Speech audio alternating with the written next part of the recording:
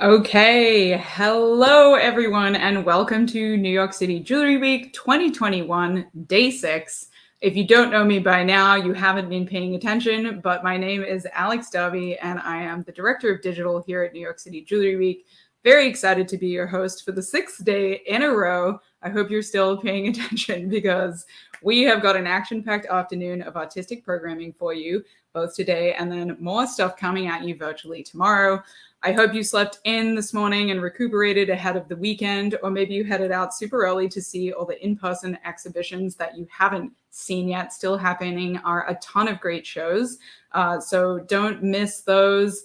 If you got our mailer this morning, a full detail of everything that's still happening today around the city is there.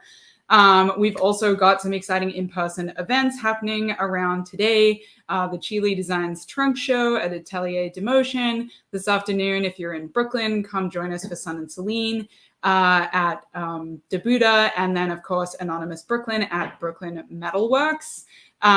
Also remember that this live stream will be available to you for 24 hours after the fact. And the best way to get that content is to subscribe to our YouTube channel. We also release content throughout the year, so it's not just Jewelry Week, so you can hear from us all the time, as much as you want.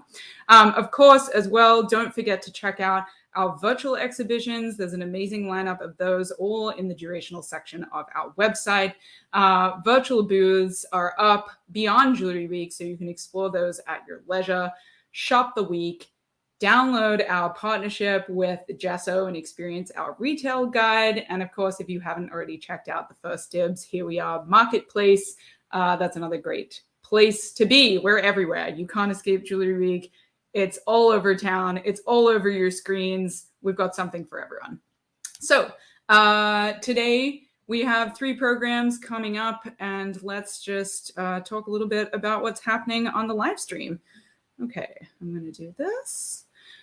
So we're already welcomed, so that's great. I want to say a huge shout out. Thank you to our sponsors. As always, Jewelry Week would not be possible without their support. Amazing list of folks who are longtime supporters of New York City Jewelry Week. So thank you so much, as well as thank you to our official museum partner, the Museum of Arts and Design, our official education partner, Commence Jewelry, and all of our other wonderful partners and collaborators for this year. This wouldn't be possible without you. So thank you. Okay, first up today, we have Worn Together and Working Together, which is a great presentation about the exhibition Worn, which is one of the fantastic virtual exhibitions happening that you can experience via our website. Then at 2:30, we are going to hear from Talia and Rebecca, Lapel's stories, and then moving right in, it's an action-packed day of exhibition-related content, is Hearts and Flowers in Conversation. Hopefully you caught that show at Brooklyn Metalworks. It closed right before Jewelry Week, but you're going to hear from the curators and some of the artists. So we're very excited about that. All right, let's get into it. And I'm going to queue up our first program of the day, which is Worn Together and Working Together. I'm about to introduce our guests in just a moment, but first I'll queue up the program. In this curatorial presentation, exhibition organizers Andrea Miller and Amelia Tulke break down each part of this multifaceted virtual exhibition and collaborative project, Worn. They'll discuss the evolution of the project, as well as diving into their collaborative relationship. So, Amelia Tulke is a visual artist whose work engages the language of jewelry to explore the complex negotiation between identity, culture, and adornment. Tulke's work activates the space between object and image, reality and representation, revealing her longtime infatuation with flatness. Through a palette of recurring imagery and tropes, her work seeks the point where humor and sentimentality meet. Andrea Miller is an educator and visual artist whose practice is greatly influenced by the traditions of metalsmithing and sculpture, community outreach, and public education.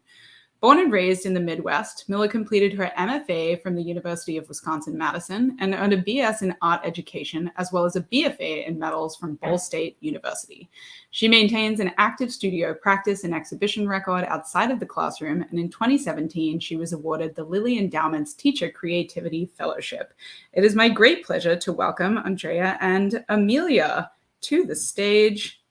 Good afternoon. Hi. Hello. Hi. We're so excited to have you here. I'm going to leave this to you, fantastic women, and I'm going to drop off here. Take it away. All right. Hello. Hi. Can you? Oh, good. You can see our presentation. Okay. Excellent. Awesome.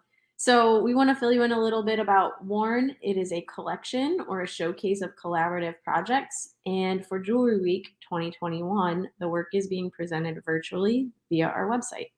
And the exhibition, it's about jewelry and wearable objects, but it's kind of non-traditional in that, well, it's virtual, but it's not showcasing objects like traditional rings, necklaces, brooches, wearable things like that. We are presenting collaborative projects for this exhibition, and these projects all highlight how jewelry is a powerful tool for action, protest, and identity formation. It shows how jewelry is ubiquitous, powerful, private, public, precious, democratic, and so much more. And projects featured include 2 of our collaborative artworks and other collaborative projects, Amend exhibition documenting the nameplate, the hand metal project, Radical Jewelry, and Radical Jewelry Makeover.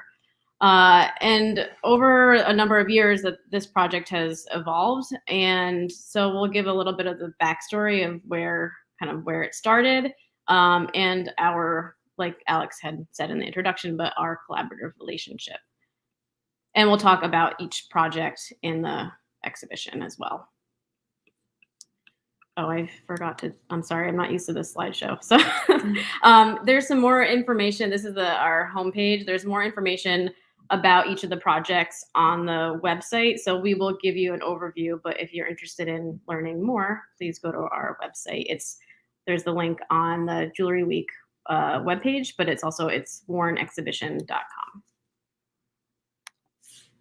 So Amelia and I both arrived at the University of Wisconsin in 2008 with a jewelry and metalsmithing background, and we quickly started utilizing each other to bounce ideas off of one another and cope with the strangeness of being in the bubble of graduate school. And we found that we had a lot of similar interests, not just in metalsmithing. We trained for a half marathon and completed it together. And so that was really exciting. We also, during our time in graduate school, we held 2 of our qualifying exhibitions together and found that even though our work, it has a lot of differences, it also is utilizing the platform of wearable things and drawing on the power of what wearable things, how they function in our lives. And we knew when we were leaving graduate school that we wanted to try to retain our working relationship and our friendship. And we're hopeful that we would find a project that we could continue to share that sort of like conversation space and studio space together. Yeah, and actually, I want to say that in 2013, we did a show together. No, it was earlier than that. But we did a show together that was like this little stepping stone. It wasn't collaborative, but we, again, showed our work together in tandem, like how we had done in grad school. And then a few years later, in 2016, we both, oh wait, I'm sorry. I have like too many windows open.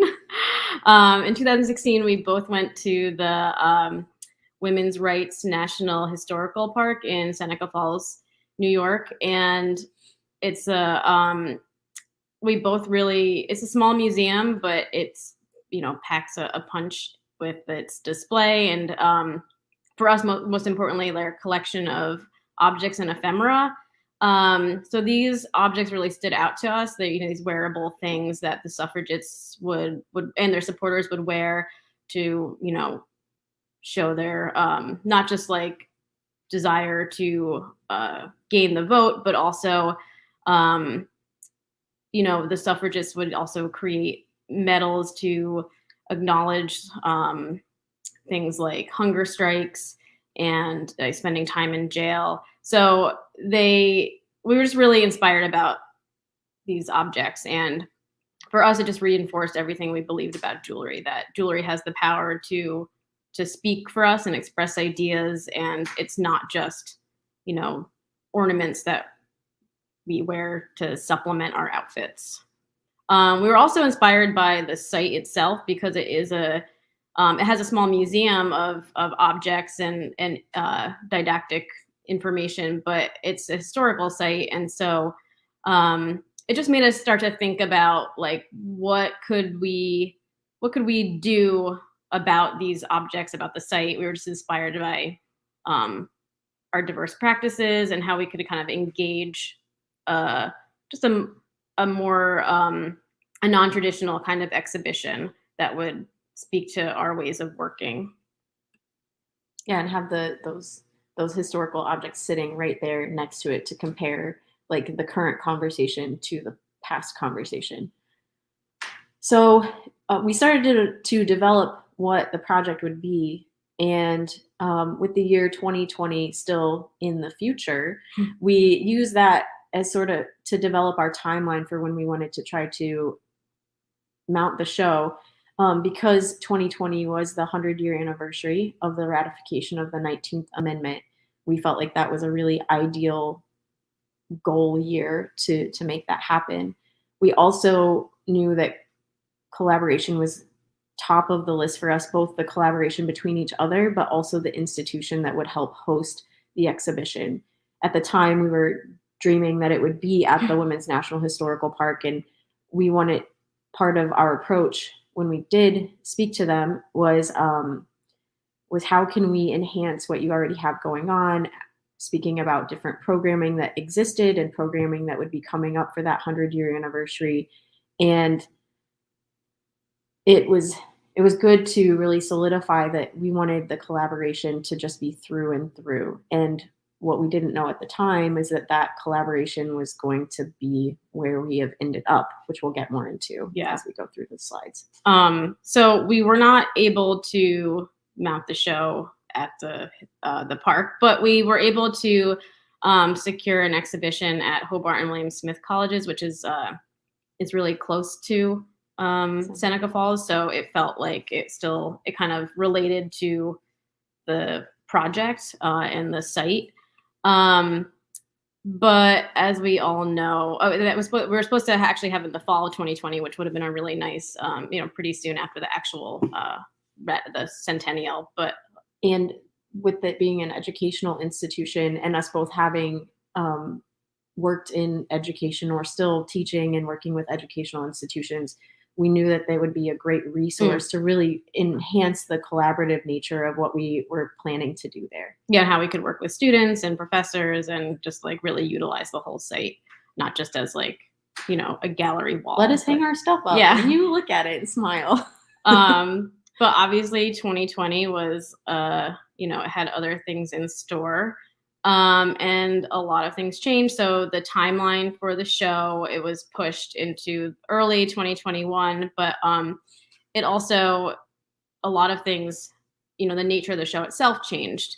And so while we were shifting gears to create a new plan for some of the projects that we had that we'd been thinking about, one of those was a public art component, and one of those was a community project. And the community project, we had planned that like all summer we would do these like traveling workshops, and we'll get into more about the actual project, but we were like starting to plan these other things that couldn't happen. But other things happened, and we were able to show one facet of our project, the public art piece, and we mounted that in the summer of 2020. So the Rochester Contemporary Art Center had put out a call with the Susan B. Anthony Museum in Rochester, New York, wanting artwork that would get people out into the world without putting people at risk indoors. And the two institutions put out the call and fortunately connected with Amelia and I, and we were able to put up Underpin and Overcoat. And so these buttons, we'll show you, they were up at a couple sites around the city. So it really activated the entire city. Actually I can, oh no, this is right.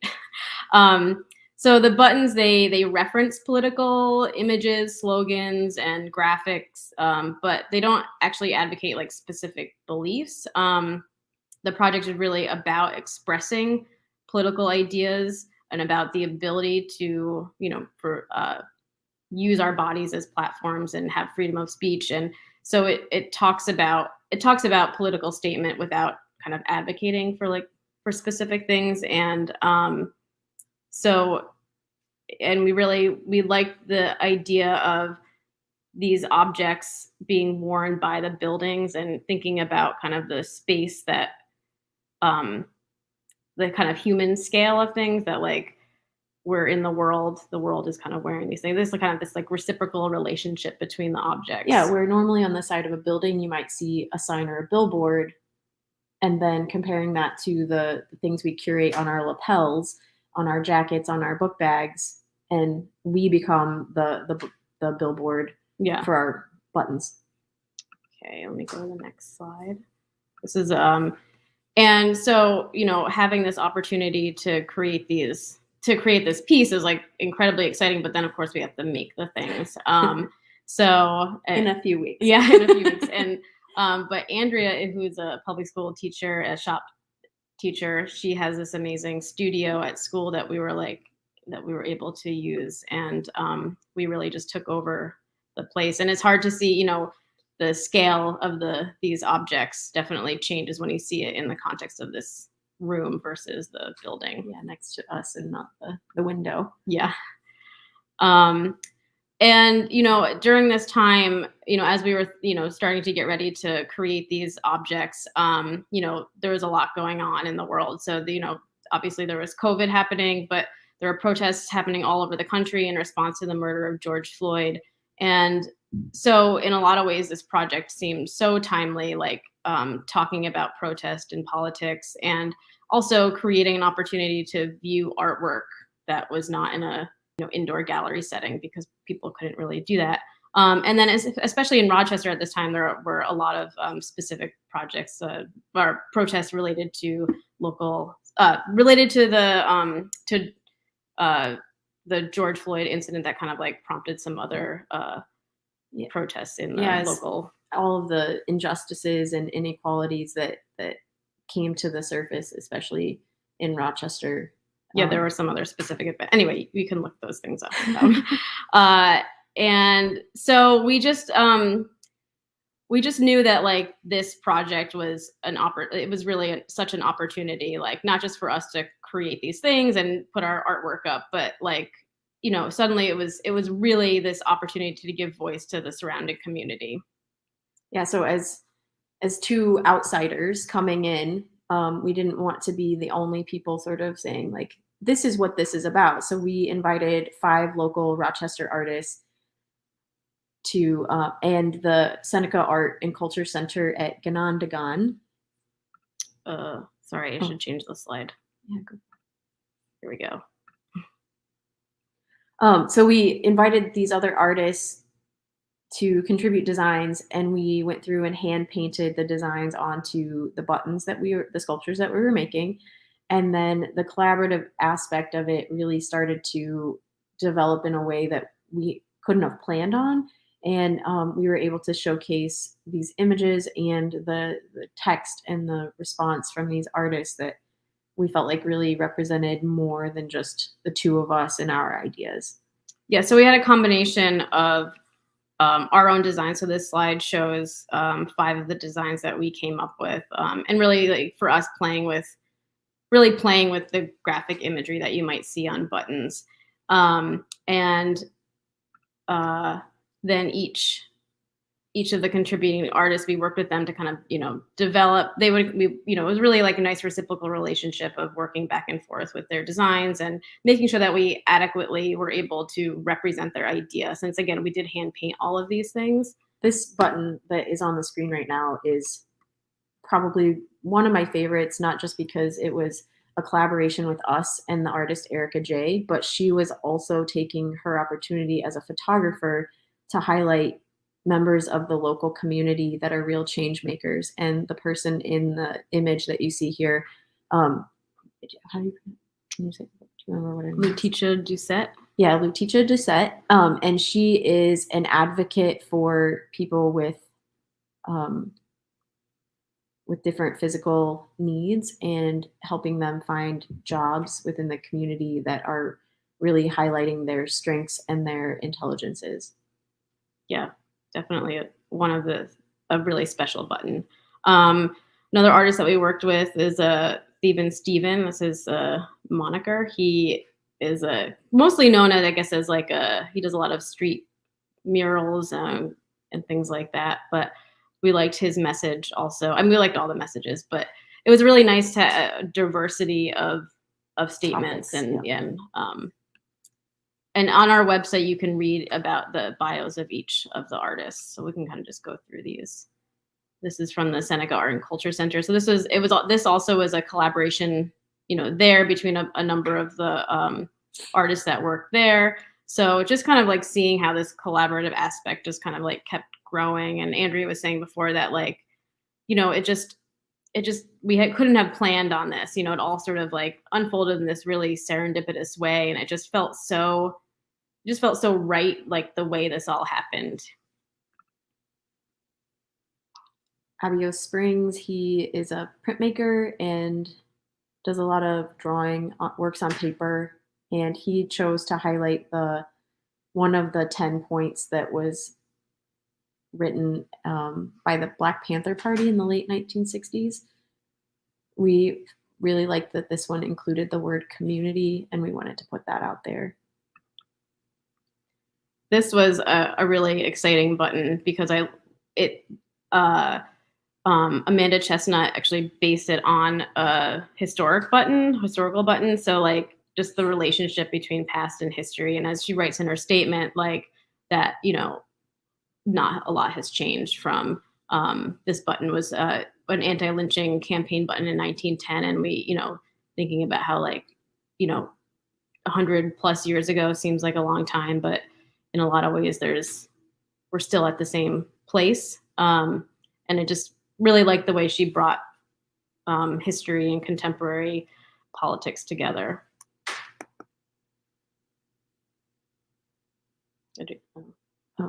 Tanya Day Magdalene, we really like the way this button, it's called Build Bridges, Not Divisions, that it just really was a statement about hope, where that oftentimes we think about political buttons being like, don't do this, stop that. And those are all like very valid things to talk about or statements to make. But this is just really, we just thought that this was, the color itself is like very welcoming and just like what a wonderful statement at a time, thinking about last summer. There were a lot of really strong opposing voices that were just doing that, opposing one another. And she hit on it pretty poignantly without using any particular names or topics. And then this was a special button made for the Susan B. Anthony House and Museum. So 2020 not only marked the 100-year anniversary of the 19th Amendment, but it also was the 200-year anniversary of Susan B. Anthony's birth. So the project was mounted in part in collaboration with the Susan B. Anthony House. So we took the opportunity to create something based on a historical button, kind of using that graphic imagery. And we used a statement by Anthony herself. So, and we tried to think about, this is on the site of the museum, which is it's two buildings. As you know, it's one of the buildings is Susan B. Anthony's house, and there's another historic building next to it. So to kind of create something that felt like it belonged there in terms of its time period. Yeah. And so at the same time that we were working on this button project, like we said, we had planned on doing kind of these other workshops for their community project. We had to rethink that. We had sites picked out and travel plans to go on site and just gather as many community members that were willing to participate and make sashes. I think I even had the goal of like thousands of sashes being made for Sash Memorial. And how do we do that when people aren't supposed to be together? Yeah, and so the idea for this project was, specifically to kind of celebrate the 19th Amendment. We, use the format of the Votes for Women Sash as a way to, as a canvas for participants to work with, that we wanted them to reinterpret this sash. So instead of just votes for women, to create a space for other ideas, other people.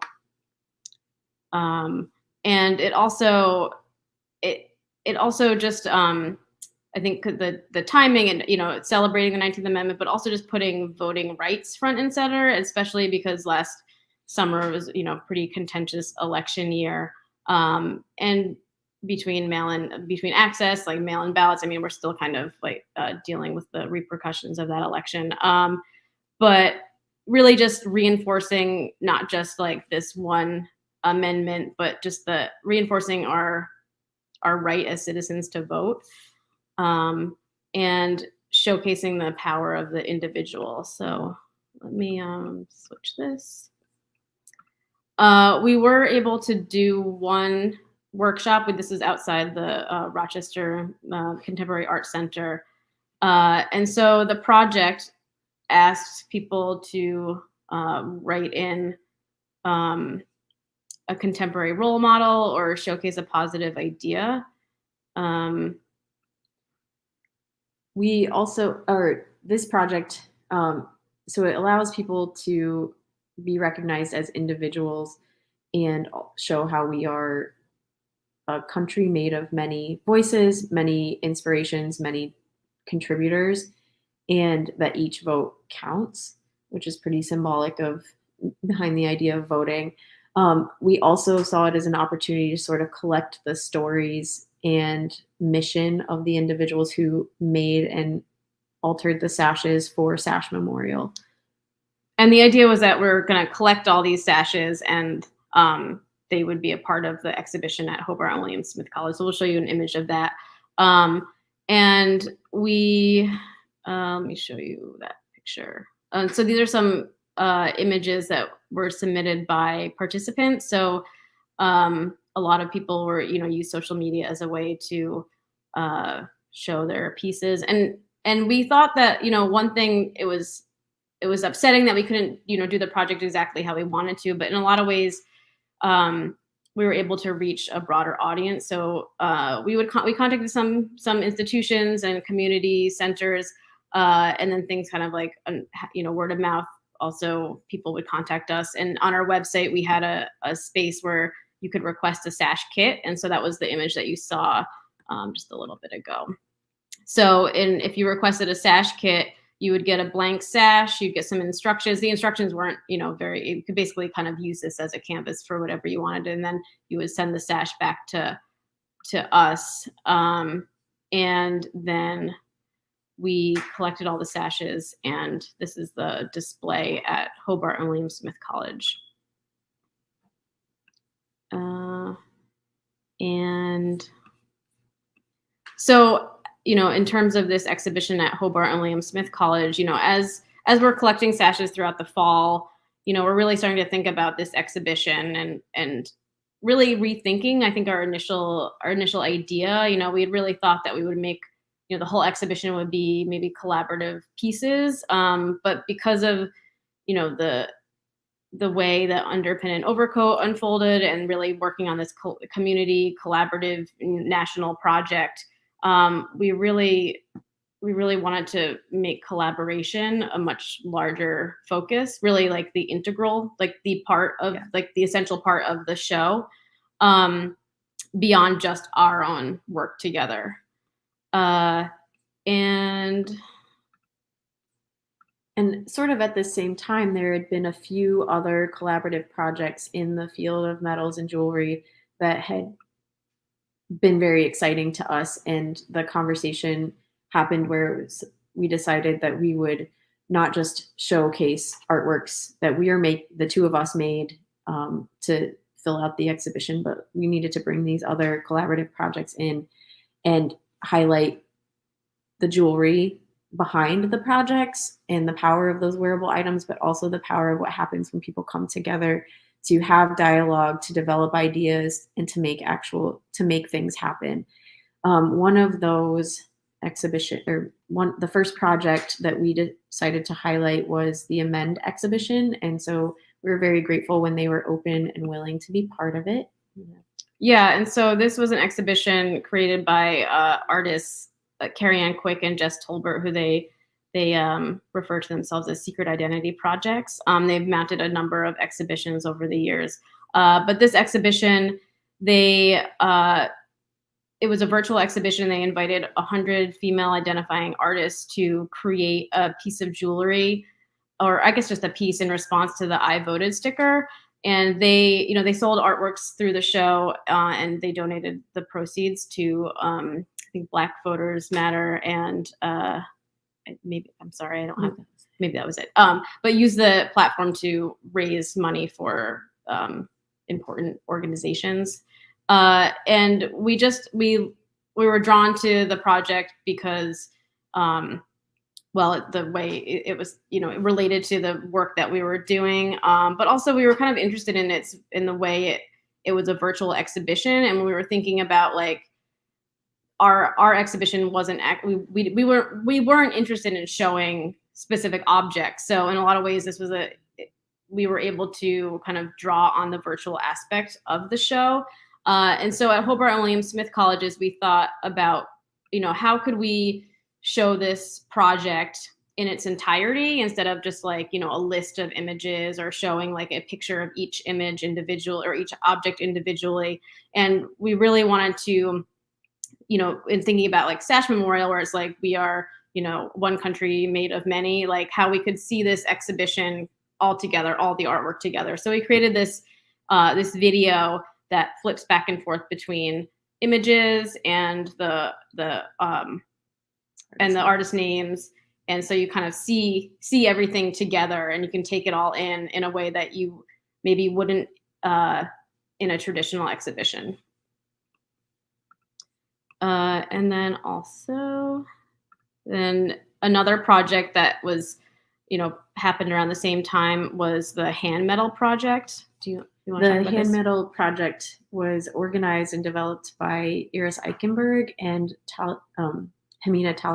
Talia, and they were both working from different countries to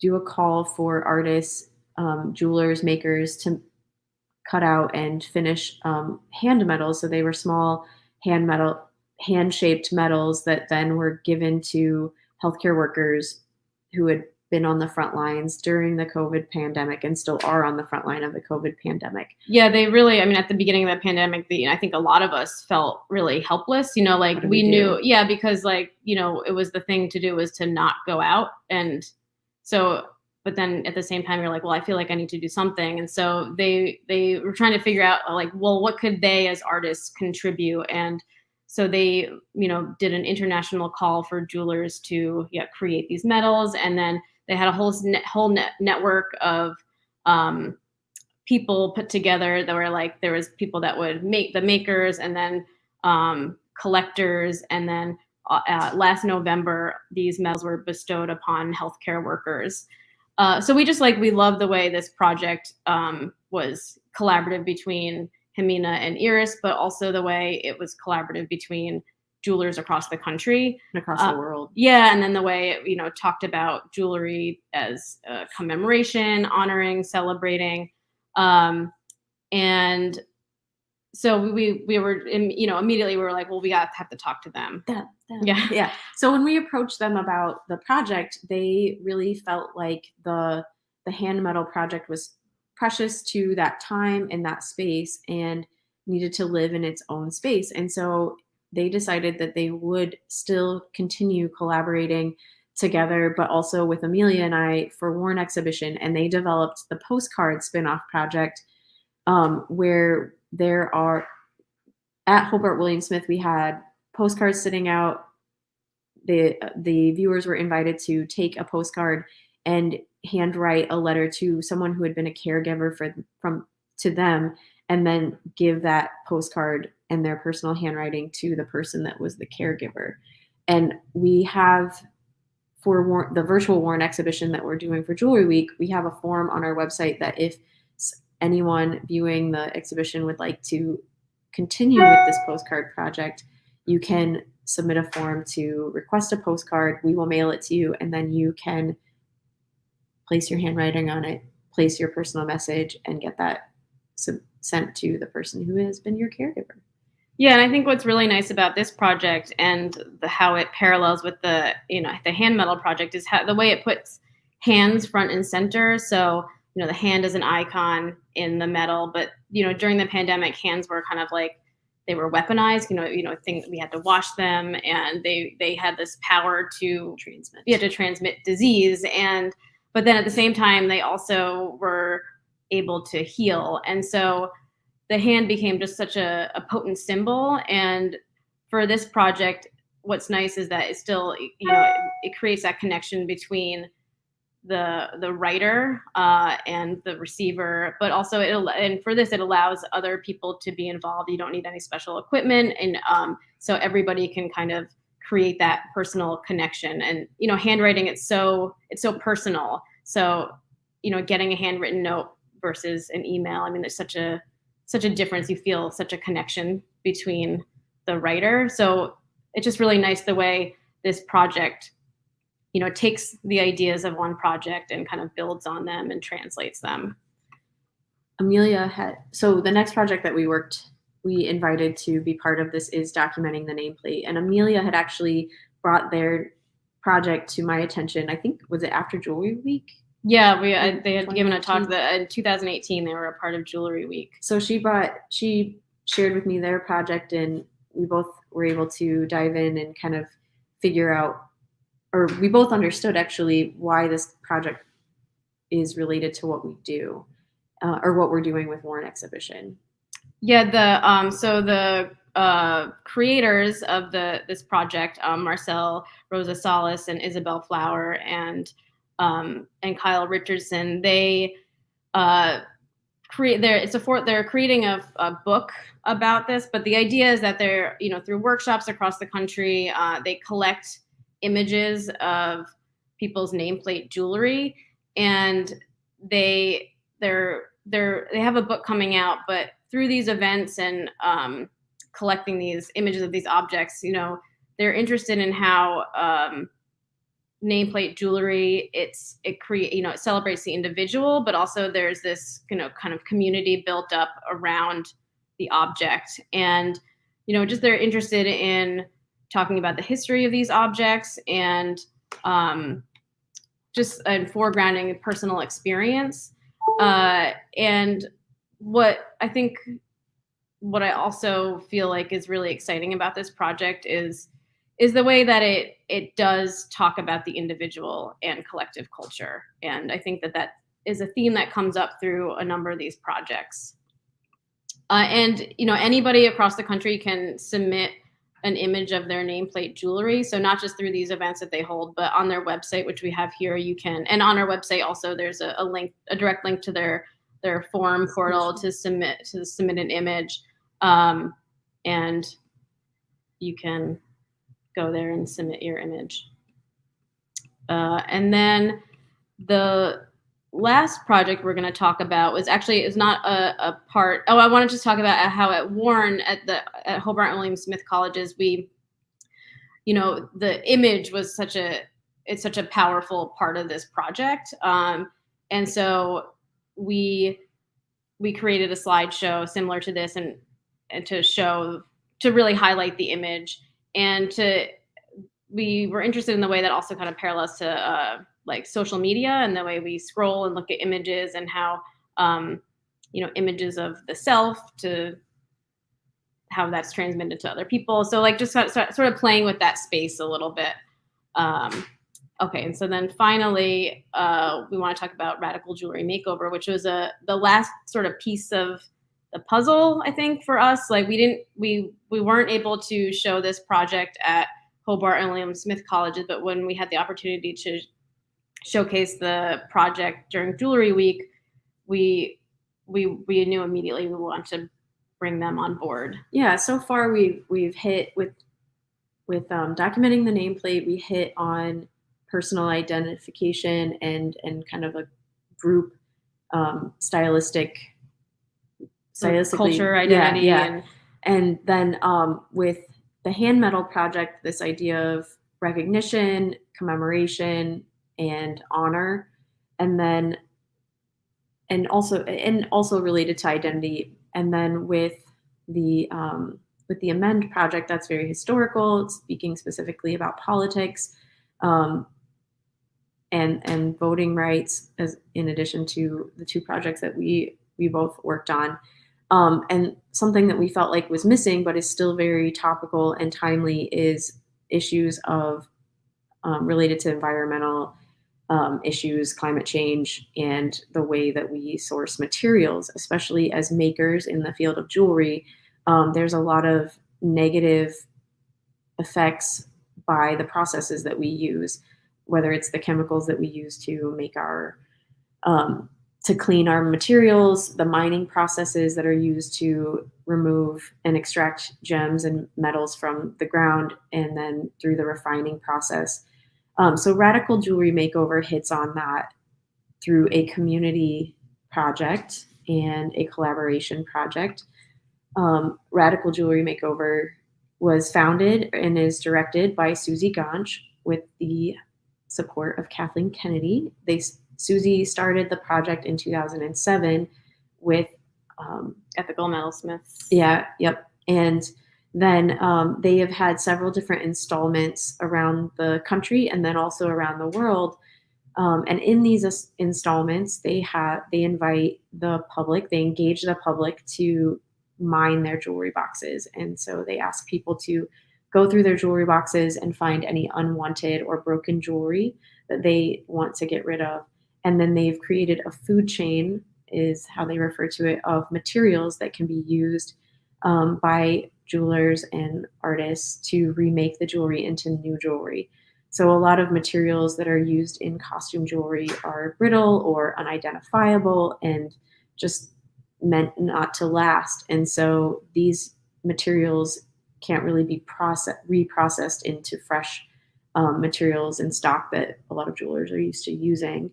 And so then once the artwork or the materials have been remade into something new, they get showcased in a gallery setting that is related to the local community that's hosting the Radical Jewelry Makeover project.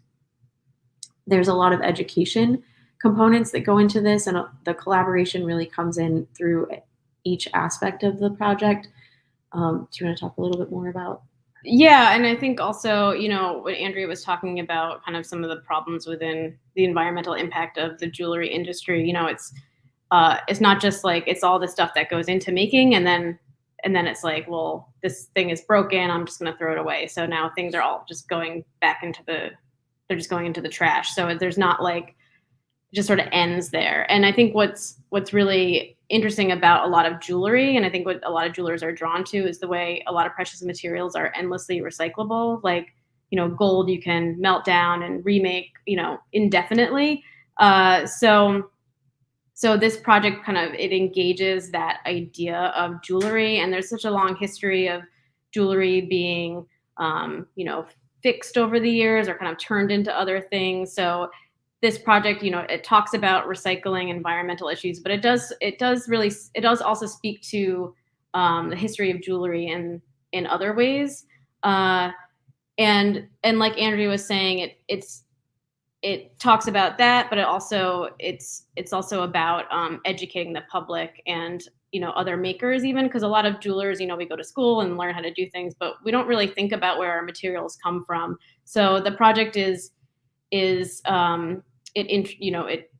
educates people about this. So from donors to really think about where their objects come from, and to really think about like, oh, I was just going to throw this away, but okay, well, now that's just going into a landfill. So really at every stage of the process, from the intake, the donation, to being sorted into different categories, to being remade into new pieces, and then thinking about how then these new pieces go out into the world, can they again be remade into things, or are they kind of like at another end? So just to really think about sustainability and like the life of an object.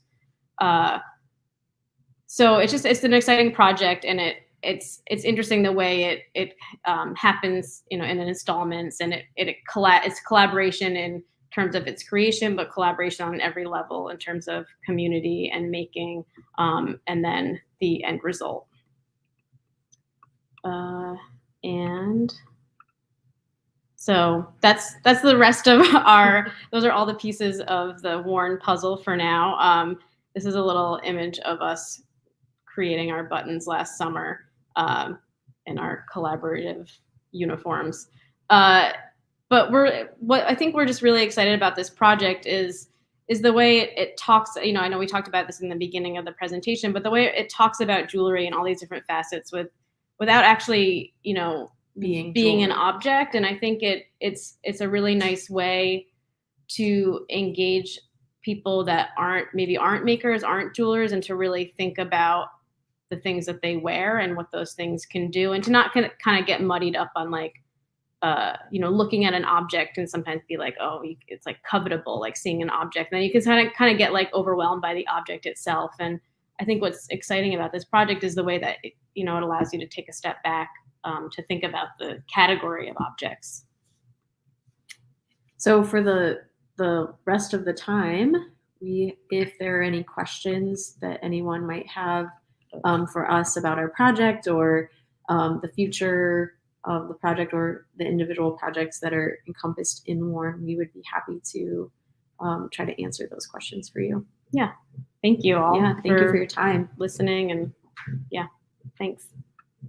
And thanks Jewelry Week. Yeah. So I think if in the chat you can put in questions.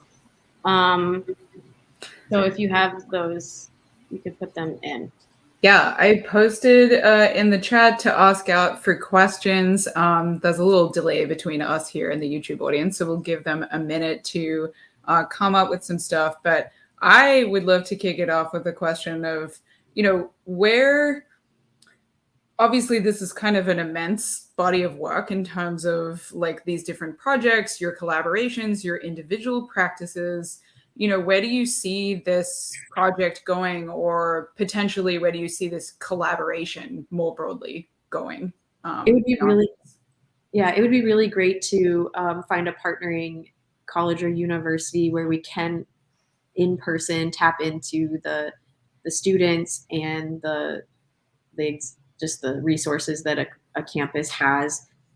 And not during a pandemic. Yeah. So even when we had it, hosted at Hobart and William Smith in the early spring, I mean, there were still students on campus, but like, you couldn't really, I think it was like you had to make an appointment to go to the gallery. It was just, a lot more complicated, and we weren't really able to engage the students in a way that we would have liked to. So I think like for us, we really see this functioning well, and not in a traditional gallery setting, or commercial gallery setting, but we feel like it really sits well at an institution, educational institution, or some other kind of institution where it's not just about it's not like selling objects, it's more of a discourse about objects.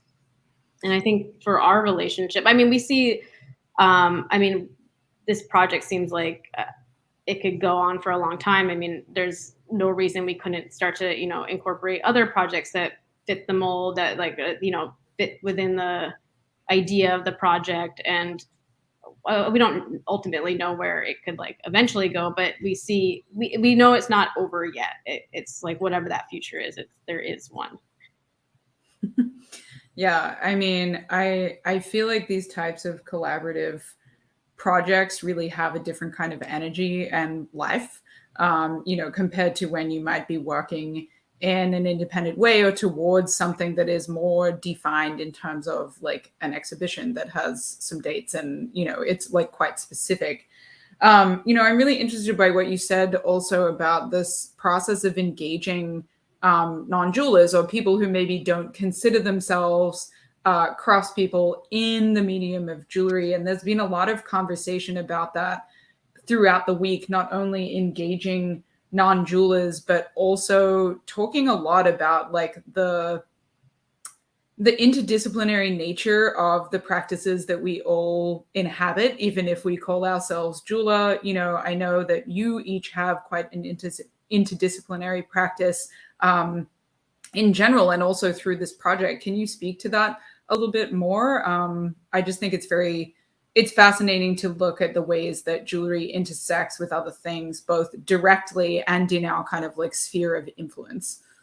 Yeah, I mean, I know for myself, and I know we've talked about this as well, but like, I think this is why we keep coming back to jewelry, is because it's it touches so many parts of our lives in different kind of aspects. Like, it speaks to like, you know, self-expression, and speaks to identity, speaks to history, speaks to the future. So because it kind of like is indefinable in some ways, and the way it's like I think we just can't kind of keep coming back to it as an idea, and I think, and in some ways, like it's sort of, it kind of like speaks to the idea of collaboration, because it also, like, jewelry itself, like, yeah, it can exist on its own as an object, but it's activated by a person, by being worn, and by being worn out into the world where other people see it. And there's always this relationship between who's wearing it, who's seeing it. So it kind of like, it's activated through people working together in a way. I see people all the time. They want to customize their shoes, or they really spend a lot of time thinking about the objects and the things that they place in their home, that they put on their body. And it's a way for people that might not actually be makers to be creative. And so they feel creative by what they put on. And then for them to start thinking about inviting them to be part of this, they get to start thinking about like, oh, there are people that actually make this and actually think about the designs behind it. And if they are familiar with that process, they might not be makers themselves of jewelry, but they can feel like they're a little bit more close to that process of actually making it. Yeah, and I think like being separate from the object itself, I think it allows people to not, wonder about how the thing is made. I think a lot of people, it's like, and makers themselves also, like, we kind of like get caught up in that, and a non-maker might, just sort of is like maybe wowed by an object, like how it came to be. And so I think for this kind of project where it separates the object, it does really allow for non-makers to kind of enter that space a little bit more freely. Yeah, I love that wowed by the object piece. I can't remember the quote exactly, but there's this like famous line that technology should appear as if by magic. And I think people forget that there's a lot of technology in craft, or, at varying kind of stages of what we think of as technology. So I like this idea of, like objects are often seen to be created as if by magic. It's like, how did you end up with this? There's actually a question from the audience that kind of follows on from that, from Mary. She says, love this presentation, and asking if you can explain more about how there isn't a focus on objects. She says it seems that all of these efforts do result in a physical, tangible object. So can you speak a little bit to that kind of maybe that like tension between, like, obviously there is a physical outcome, but there's a separation from the focus on an object? Yeah, the exhibition itself, I mean, we're not trying to say that like the projects that we're showing like don't end up in objects, but like that the exhibition separates that in a way, so that it's not an exhibition of viewing objects, because the exhibition, it's very few objects that you might actually view. It might be an experience, a more experiential piece, talking about like public and private space, talking about identity. So the project is kind of like touches on all these things about the object. Or the objects that were made in collaboration through a collaborative process. Also, I think that when we describe it as not focusing on the objects, I think we're also trying to say, this is an exhibition that is related and about jewelry, but when you enter the space, whether it be virtual or not, you're not seeing rings. You're not seeing inside of a jewelry box. There's nothing you could really wear. Yeah, they are existing in image, or they already belong to someone else, or it's the story of the wearable object in the jewelry, and not just the ring that you're going to buy or the necklace that you're going to buy and put on or fantasize about wearing at some point. Yeah, I feel like there's a lot, there's this difference between the object being the central point of connection and everything kind of expands from there, versus thinking about the object in the context of these larger kind of conversations, collaborations, all the way through. I think, Amelia, you mentioned public-private space, which I feel like we have talked about this a lot. But I think that relationship between these different spaces that creative practice and jewelry or object in particular tend to inhabit, like there's this slippage between, there's creation, there's collaboration, there's, wearer, owner, documentation, all of these different kind of narratives that don't often intersect in the kind of presentation of work, like they're existing and they're there, but people who might be experiencing an exhibition aren't necessarily getting all of that at any one time. So I think, the way that you have approached all of these different projects that kind of contain this, these multiplicity of narratives, I think is really interesting in terms of taking away that focus, not taking away the power of these objects, but taking away the central, they're not the central nucleus always. They are part of a larger kind of story, which I think is really fascinating about this collection of projects and both of your practices in general. Thanks, Alex. Yeah, thanks. Well said. That's that. Well, if you haven't already checked out these great projects, I posted the link in the chat earlier, but I will repost it again. Obviously, you can check out one as well as all of these other amazing projects, and do take a look at Amelia and Andrea's individual practices as well to kind of learn more about it, their approach in general. If you aren't already familiar, I highly encourage you to do so. I want to say thank you so much to you both for being here today. I see that you're actually dialing in from Brooklyn Metalworks. So hopefully we're all going to be here later. Well, not all, that's maybe too many people, but hopefully most of us will be in Brooklyn later tonight. And so we'll be sharing space with you there. But thank you for bringing this project to Jewelry Week and for this really in-depth conversation about your work and this amazing exhibition. Thanks so much for including us. Yeah, we're really happy to be a part of the week. The festivities. Okay, well, everyone, a big virtual round of applause for Andrea and Amelia and their fantastic project, Worn. I am going to cue things up for our next project now. So we'll see you later, guys, and thanks for being here. Thank you. Okay. I hope you all enjoyed that really fantastic, collection of projects and the exhibition. Please do head over there and check it out. And I am going to cue us up for our next virtual program of day 6, which is Lapel Stories, America's Political Pins. You're going to hear from Talia Spielholz and Rebecca Schena. And this is, I'm going to read you just this high-level description as well as introducing their bios. So flag pins, I voted stickers, and campaign buttons. American politics. Oh my God, sorry, I'm tripping all over things. American politics is flush with pins.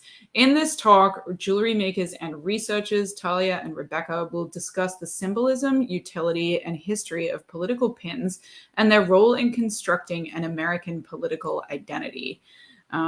This is going to be a great conversation, and I'm just going to introduce our 2 speakers before I bring them up to the stage. Talia Spielholz is a current MA candidate in costume studies at NYU Steinhardt. She received her BFA in jewelry and metalsmithing from Rhode Island School of Design. Talia's research focuses on the relationship between dress and power, specifically as it relates to gender. She is interested in how material choices construct identity and mythologies, the overlap between dress and jewelry, and the ability of worn objects to permeate culture, articulate identity, and bridge narratives. She is passionate about educational accessibility and aims to develop approachable jewelry and dress exhibitions. And her co-speaker today is Rebecca Schena, who is a Bay Area-based jeweler, writer, and aspiring maximalist. I love that. She holds a BFA in jewelry and metalsmithing with a concentration in scientific inquiry from Rhode Island School of Design. Rebecca is interested in jewelry as a method of initiating political discourse and as a way of expressing, manipulating, or distorting social identity. She believes that a healthy dose of humor and blasphemy is necessary to invite us into approaching critical subject matter. Couldn't agree more. In addition to her daily work as a bench jeweler, she is a contributor to Making Progress and Current Obsession magazine. Welcome, Rebecca and Talia. Hi. You're both on mute. You're going to have to join us verbally. Hi. Hi, everybody. Can you all hear me? Is this working? Yeah, I can hear you. Welcome. So thank you so much for joining us today to hear about our talk entitled Lapel Stories, America's Political Pins. As Alex said, my name is Talia Spielholz. I'm currently an MA candidate in the Costume Studies Department at NYU Steinhardt. And generally, my graduate research is focused on dress, jewelry, and appearance as it relates to the construction of authority and political personas. So I'm going to jump right in.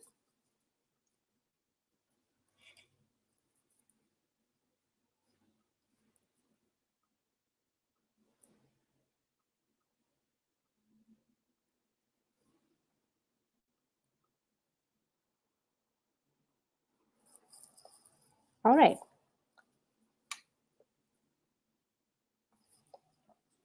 So today I'm going to be presenting some research about the history and lineage of political pins. This is by no means a comprehensive history of the political pin. I'm just using a few examples, coats of arms, campaign pins, and cockades from 3 different locations, England, the United States, and France, respectively, to tell a partial narrative of the use of pins as a means of displaying and accessing political power historically.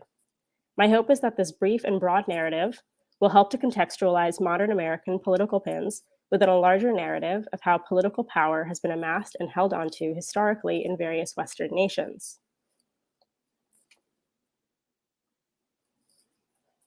To start off, I would like to speak about the use of pins in Europe during the Middle Ages. At this time, jewelry was used to display wealth and status. Sometimes this was done through expensive materials and intricate designs, and other times it was done with specific imagery that would connect a wearer with a powerful land-owning family or group. Across Europe in this period, political marriages were used to unite families and consolidate or spread out power. Marriage was also crucial to the transfer of properties and land to legitimate heirs. Neither the church nor the state had to be involved in a marriage ceremony for the marriage to be legal, and often marriages were simply formed by 2 people exchanging vows. The giving of gifts during the ceremony became very important, and brooches became popular marriage gifts. Simply wearing a brooch from someone could thus signal a legally binding marital contract. In this way, the brooch became a tool of the political elite and noble families to connect and branch out their power. These brooches also acted as signs that a political partnership had been formed.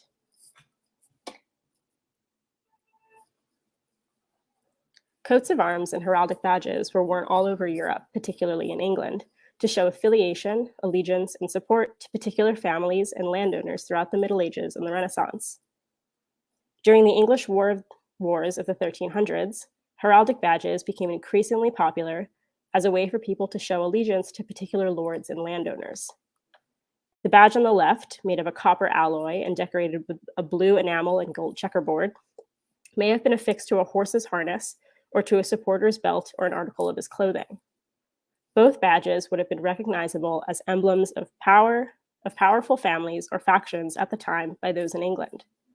The badge on the left belonged to a powerful land-owning noble family known as the Warrens. The one on the right belonged to the House of Lancaster during the War of the Roses, in which different families laid claim to the English throne between the years of 1455 and 1487. During the many turbulent years in England's medieval history, The giving and wearing of these badges was a political tool used by nobles and warring factions to disseminate their family crests and garner support from the masses. Similarly to how campaign stickers and buttons are given out today in everything from presidential races to school government races. As a result of constant power grabs for land, and even for the throne, badges displaying family crests and coats of arms became emblematic of the near constant division and strife in England in the Middle Ages.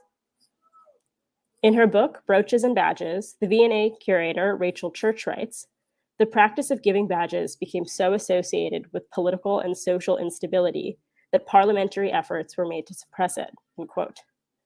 It is believed that these efforts took place either in 1388 or 1401. Nigel Saul, a British historian, explains the petition to abolish family badges in his 1990 article in the journal entitled Parliamentary History. Quote, the sponsors of the petition were looking back somewhat nostalgically to a lost golden age when kings governed their subjects loyally and peaceably without discriminating between them on grounds of either signs or any other livery. Only when these signs were withdrawn and abolished would loyal subjects once again be equal in the sight of their ruler, and the law once again be properly enforced, end quote. Those who supported this petition believed that the exchange and wearing of these badges caused rulers to treat their subjects unequally. It was thought that by abolishing the practice, that kings would once again start to look at their subjects as members of a nation, not as disparate groups who deserved disparate treatment. Another example of a more ceremonial type of political power shown through pins can be seen in the Order of the Garter. The Order of the Garter is one of the oldest orders in England. Inspired by tales of chivalry and heroism, like the Knights of the Round Table, King Edward III created the Order of the Garter probably in the year 1348. According to the royal family's website, originally, Knights of the Order were all aristocratic men. Now, Knights are both men and women and are chosen for their contributions to public service, regardless of socioeconomic background. These images depict Queen Elizabeth and Prince Philip on the left, and Queen Elizabeth, Prince Charles, and Prince William on the right, dressed in ceremonial garb, including grand velvet robes, glistening insignia, and plumed hats, walking in the annual Garter Day procession. Knights of the Garter walk alongside the Queen in this procession in what is described as one of the most traditional ceremonies in the Queen's calendar. While the Order of the Garter has been made more open since its creation, it is still used as a signaler of the Queen's, and by extension, the royal family's power. The materials that the Queen and her knights wear, the velvet, the feathers, and the gold, are in line with historical displays of power and wealth, and would have been restricted to nobles as a result of strict medieval sumptuary laws hundreds of years ago.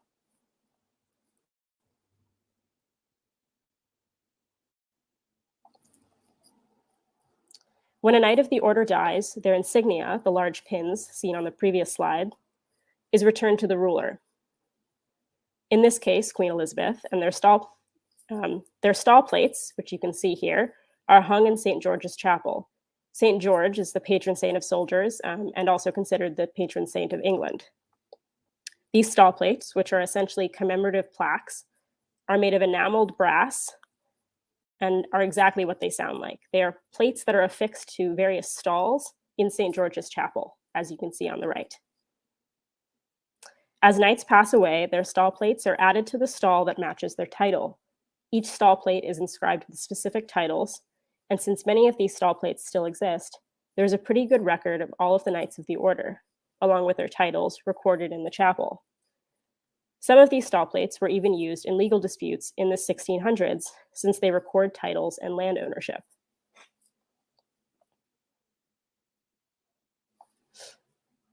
Cockades, while not individualized in the same way that heraldic insignia and badges were, often represented specific political or governmental affiliations. The tricolor cockade of the French Revolution, for example, became not only emblematic of reform and Enlightenment ideals, but even became the uniform of patriotism and nationhood in France. In the book Paris Fashion, A Cultural History, the preeminent fashion historian Valerie Steele writes about the cockade. Quote, "But the blue, red, and white tricolor cockade was the most important patriotic badge. First adopted in 1789, It continued to be worn throughout the revolution and beyond. Symbolic colors had long been the prerogative of princes, so the very concept of national colors symbolized the triumph of popular sovereignty. Indeed, die-hard royalists continued to flaunt the white cockade, which symbolized the Bourbons, the tricolor cockade, which became part of the uniform of the National Guard and then the army.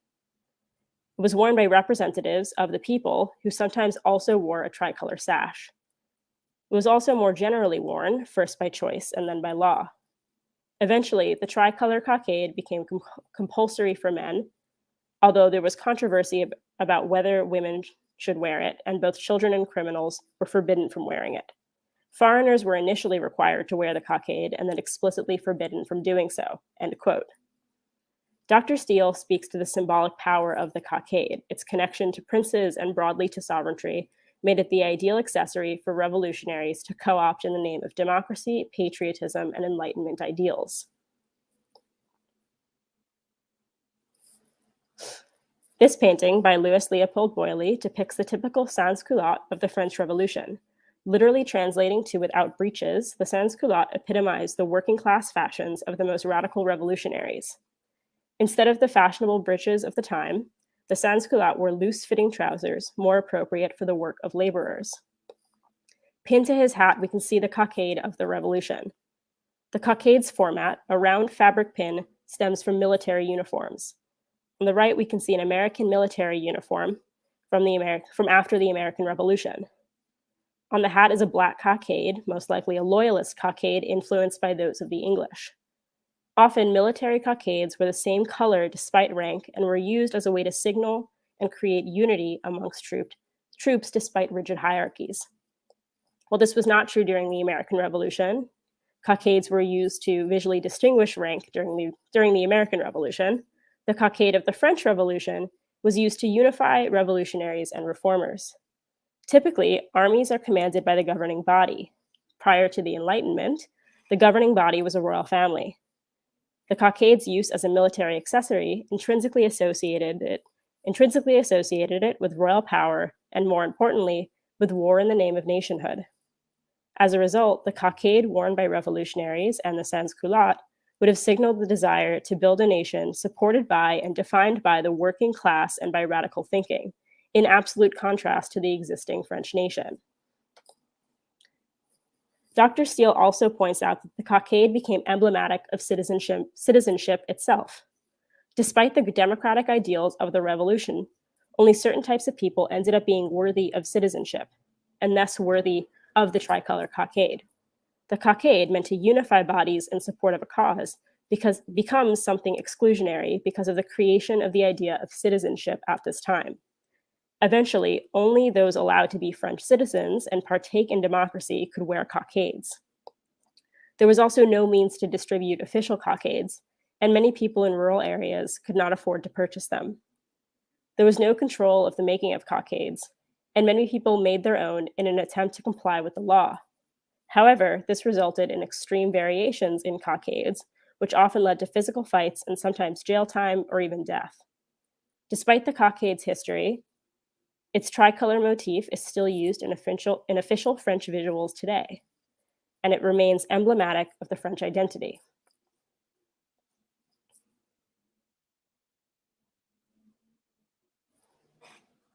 I will now move on to discussing a more familiar type of political pin to many of us, the campaign button. The first US presidential candidate to use a campaign pin of any kind was Abraham Lincoln in the presidential election of 1860. Despite this being the first use of an official campaign pin in a presidential election, it is known that supporters of George Washington wore small metal pins with phrases on them like "Long live the president." Buttons like these, this example is made of copper on the screen, were only slightly larger than a quarter and would have been sewn onto people's clothes for different events, including for Washington's inauguration. Lincoln's use of campaign memorabilia, in this case buttons, pins, and even charms, is an interesting look into how modern campaign badges have developed. In this image, you can see a myriad of different types of campaign badges, including cast coins, coins with daguerreotypes, an early form of photography, and what looked like small decorative picture frames with portraits of Lincoln in them. The one with the tricolor American flag ribbon attached to it stands out to me because of its similarity to the tricolor French cockade. It also visually resembles a military badge, another similarity to the origins of the French cockade. In contrast to many political pins today, many political pins at this time were double-sided. In this presidential race, Lincoln and Hannibal Hamlin ran on the Republican ticket. Lincoln was one of numerous candidates for the Republican Party and ran at a time while the nation was intensely divided over states' rights and slavery. At this point in time, it was rare to see photography used on campaign memorabilia because the medium itself was still fairly new. Lincoln utilized photographic technology to his advantage and was able to familiarize the American public with his face in a novel and more intimate way than had previously been possible. With these badges, we can also understand that there were actually quite a few options in terms of the campaign badge, and that not all of them were one-sided pins in the way that we think of wearable campaign items today. The square badge in the corner could be sewn onto clothes or held in one's hand, and the coins and tokens could also be held or looped onto a chain if it had holes or a bail.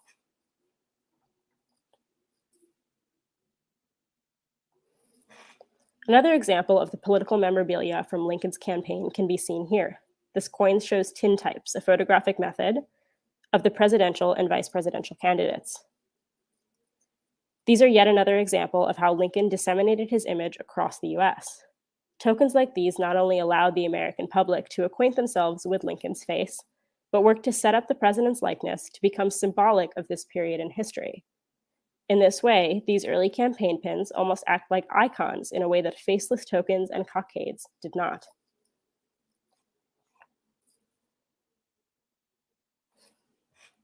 Campaign buttons, as we know them today, first came into use in the late 1890s. These buttons, the round ones with a plastic film on top and sometimes a metal backing, were made using a revolutionary material for the time called celluloid. Celluloid, a type of synthetic plastic, was first created in the year 1868 as a substitute for ivory used in piano keys and white pool balls. Celluloid was first used in a campaign button in 1894, and in 1896, its use as a cover for a textile surfaced button was patented. Soon after that, the patent right was sold to a company called Whitehead and Hogue Co., which has continued to make campaign buttons using the same method for a century. This process consisted of printing an image or text onto a piece of circular paper and sandwiching the paper between a thin metal disc and a thin piece of celluloid. To secure the celluloid disc, a thin metal ring would be crimped around its border, and the end of the ring would be bent to form the pin mechanism. These buttons are from the 1896 presidential race between William McKinley and William Jennings Bryan. The first mass-produced and collectible campaign buttons were used in this race, and this type of easily producible, annotatable campaign button can still be seen in use today.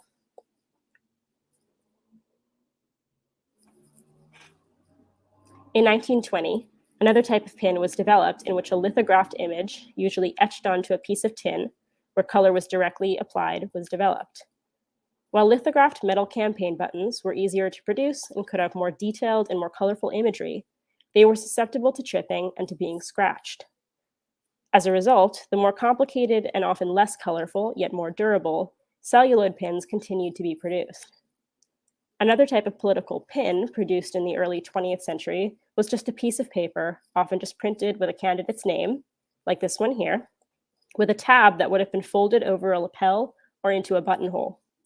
In 1924, these tabs began to be produced in tin as a more durable product. So that's all for my portion. Thank you so much for listening. I hope that this sampling of different political pins was interesting and enlightening. I'm going to pass things off to my friend Rebecca to talk about some more examples of some more modern political pins. Great. Thank you so much, Talia, for that lovely presentation. Hi, everyone. My name is Rebecca Schena. As Alex already touched on, I am a jeweler, writer, and aspiring maximalist currently based in the San Francisco Bay Area. It's an honor to be part of this year's New York City Jewelry Week and to present with my incredible friend, Talia Spielholz. So let's see, share my presentation.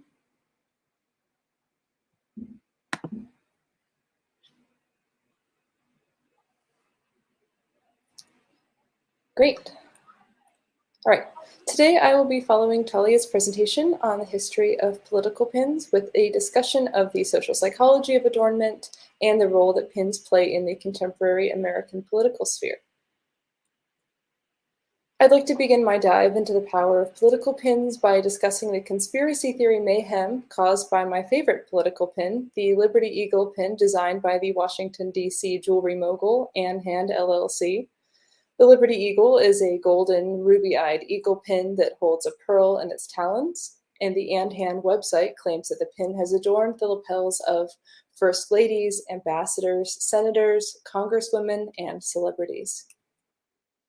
The Liberty Eagle first came to prominence in the American political theater amidst President Bill Clinton's sex scandal in the 1990s. In 1998, Hillary Clinton appeared on the Today Show with the Liberty Eagle pinned to her blazer to defend her husband's character. After this interview, the so-called Hillary pin became a symbol for women who supported the president. Betty Currie, personal secretary to President Clinton, wore the pin as she testified to Congress during the investigation. Since then, the Hillary pin has been worn by countless members of the political establishment and became an essential part of the American political costume. However, the most bizarre part of the Liberty Eagle's story came in 2000. During the celebration of John McCain's victory in the 2000 New Hampshire presidential primary election, Cindy McCain donned a Liberty Eagle. One would usually think little of such an innocuous sartorial choice.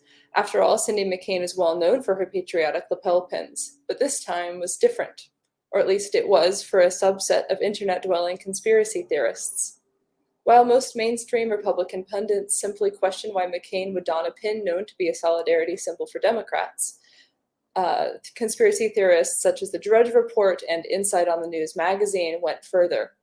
They claimed that the pin was conclusive evidence that not only were the Clintons and McCains in cahoots, but that Senator John McCain had just signaled to the entire world that he was a secret Illuminist by having his wife don the Illuminist Phoenix bird pin. Sure, if all you have is a hammer, everything looks like a nail. If you believe that all of DC is in the Illuminati, then you will find evidence for it. However, I find the level of outrage launched at a small political pin to be, well, illuminating. These odd internet dwellers are not the only ones that believe that jewelry plays a critical role in signaling our values, identities, and beliefs. When we choose how to adorn ourselves, the choices we make link our infinitely complex, personal, private self to the tailored masquerade that we perform for others. Adornments comprise the costume in which we perform the part of self.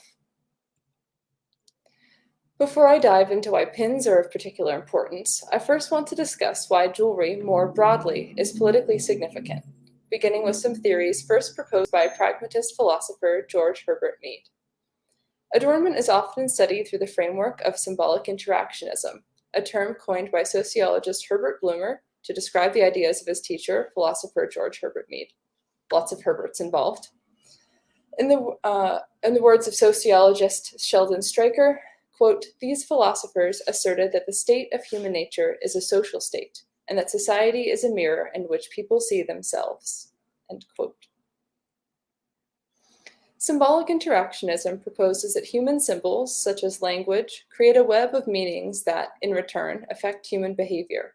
According to this framework, meaning is created when the receiver of a communication responds in a way that aligns with the sender's intention.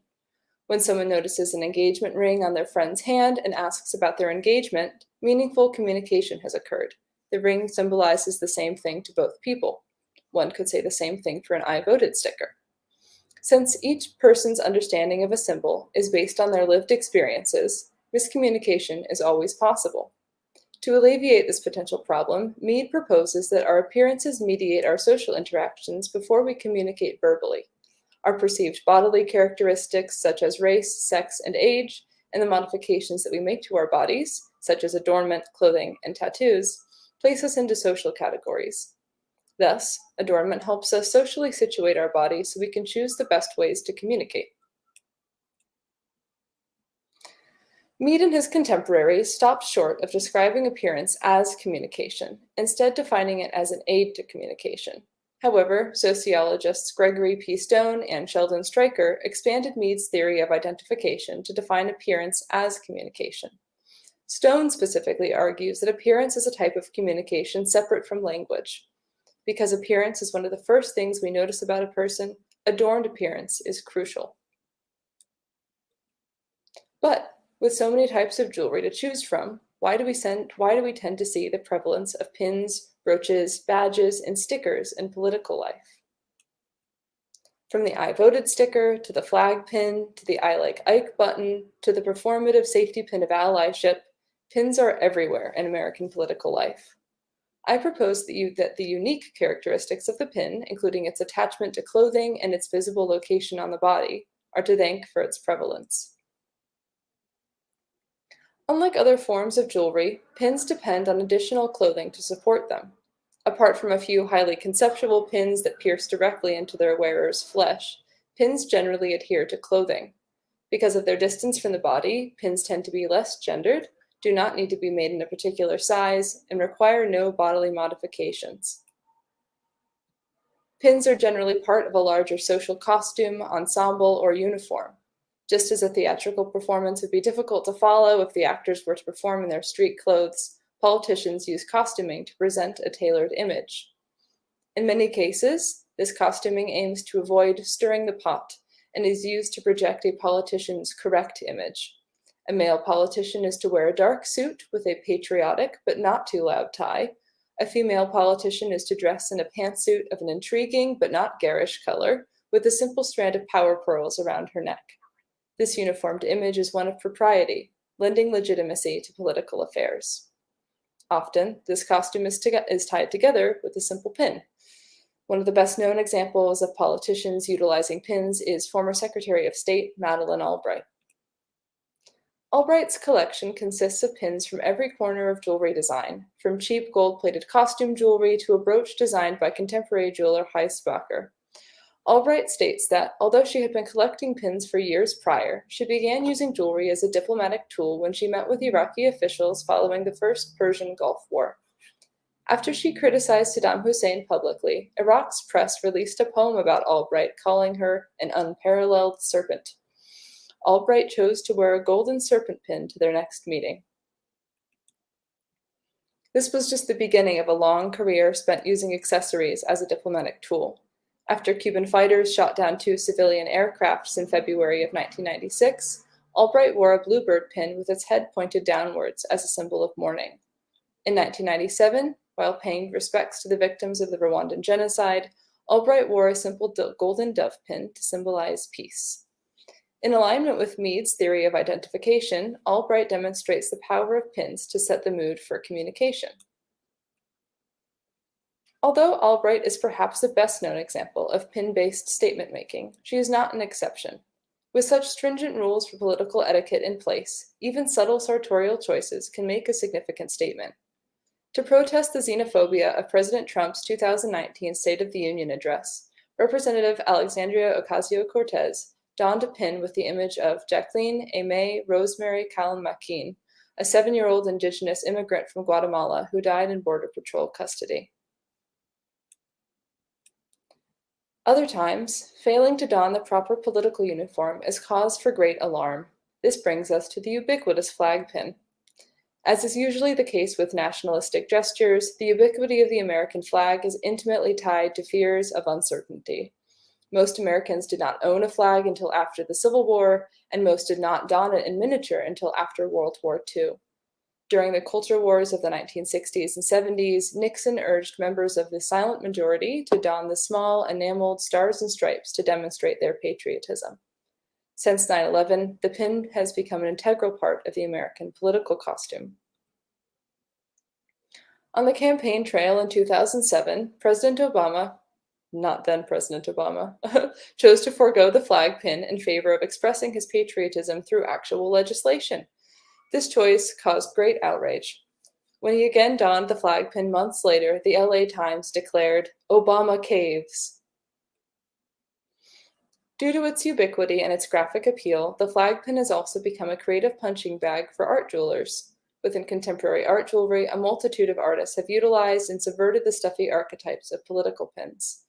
Lin Chung carves intensely beautiful, stark pins from stone. She has translated the archetypical pinback button into refined, precious jewelry.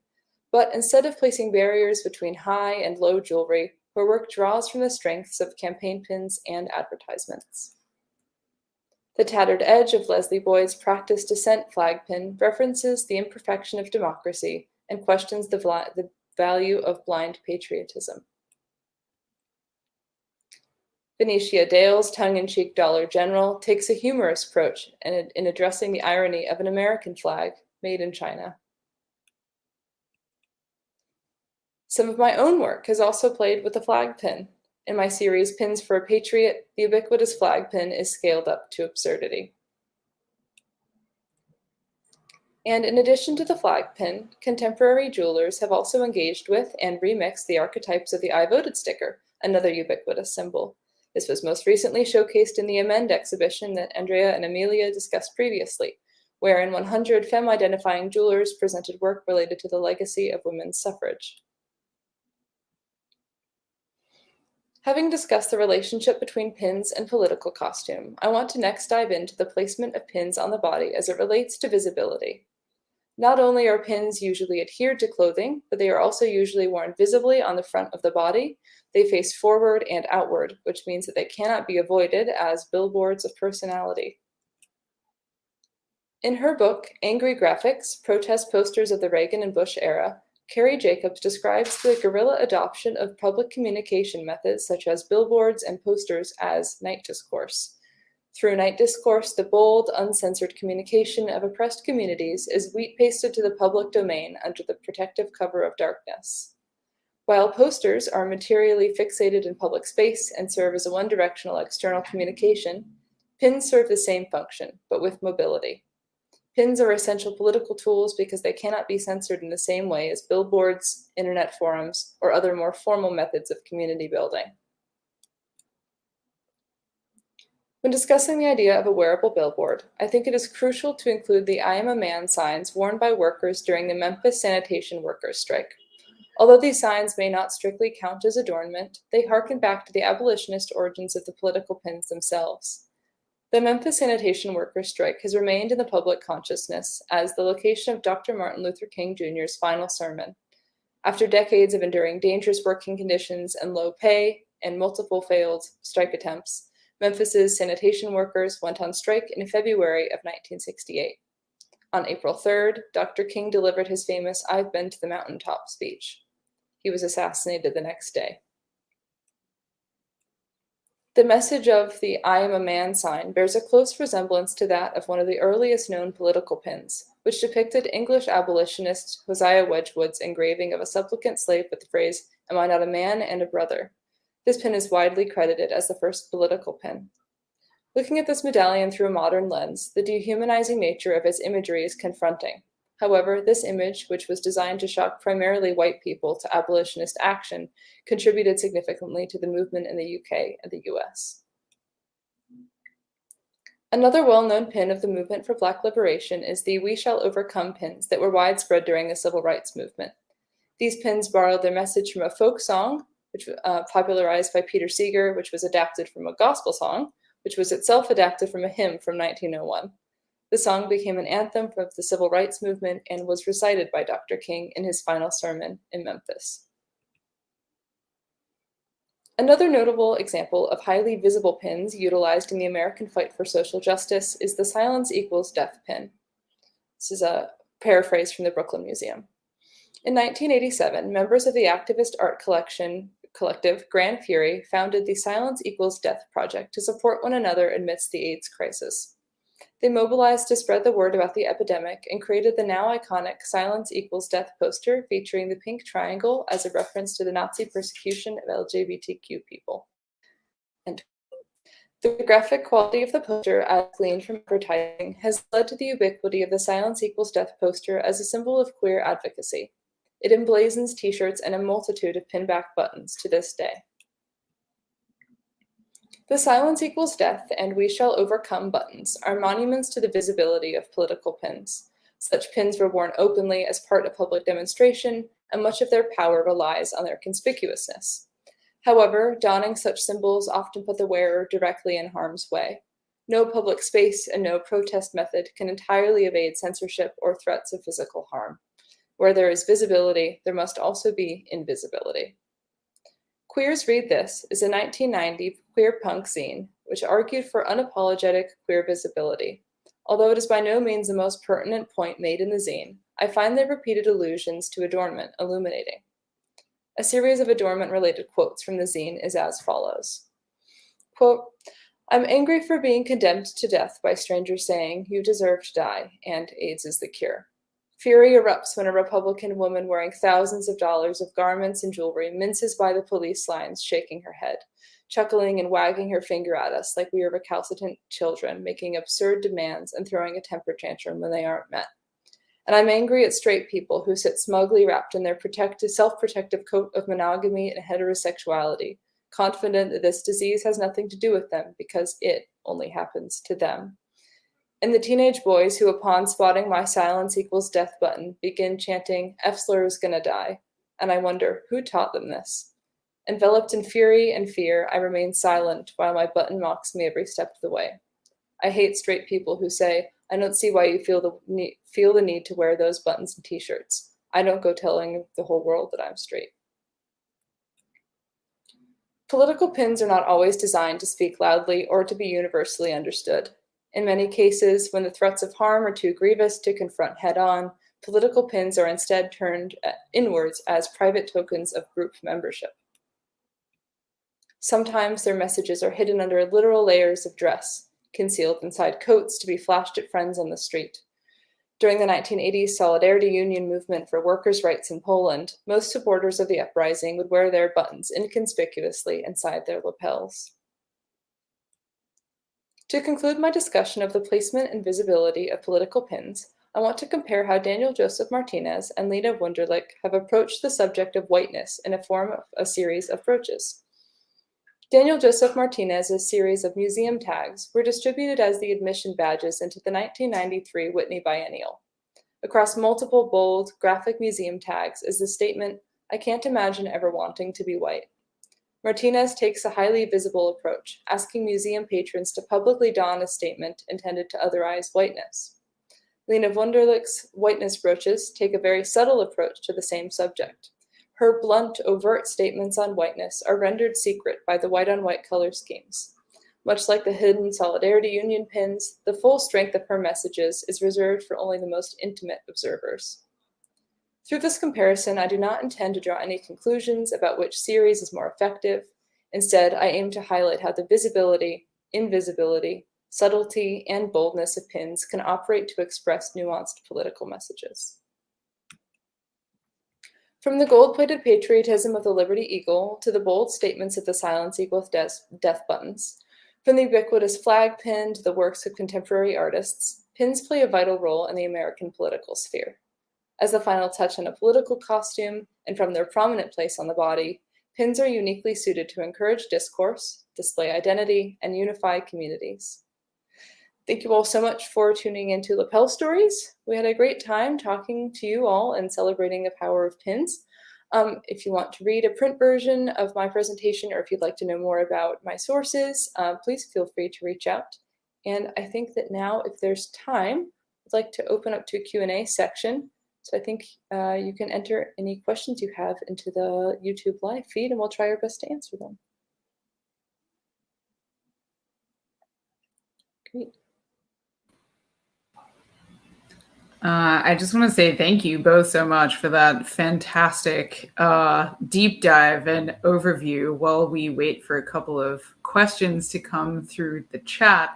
I particularly love that Dollar General pen. Can you remind me who the artist was? Oh, that's Benicia Dale. I can pull it back up if you want to see it. I love that one. It's just like, it's so elegant in its simplicity, you know, like it's just I really love it. I mean, but on like a, you know, a more kind of like holistic note, I just really appreciate the way that you both have kind of created this like historical reimagining of like the context of these objects that, you know, potentially people aren't thinking about in conversation with one another, or maybe even aren't thinking about in the context of adornment. That was just such a wonderful, I don't know, I feel like I need to go back and and investigate every little thing and, you know, think more about some of these connections that you drew, because it really is yeah, it really just is kind of an amazing way to be thinking about some of these objects that, you know, you think about the more contemporary iterations of these that just sort of get, you know, I voted sticker, you wear it for a day and then it ends up in the garbage. You know, I think it's very interesting to think about these larger kind of contextual points, particularly in the political landscape. And like the wearing of a pin can create a lot of controversy. The not wearing of a pin can create a lot of controversy. We have a question here from the audience, and maybe this is to each of you could respond to this. What is your personal favorite pin? And I'm going to add to that and why. Oh gosh. Talia, do you want to take that first? Sure. So I guess I'll do like a historical favorite pin and a favorite contemporary pin. So I also liked the Dollar General pin in Rebecca's presentation, just because it's pretty ironic, and I appreciate that. The historical ones, I'm a big fan of the cockades, just because I am interested in French Revolutionary fashion. So that's why. I love that.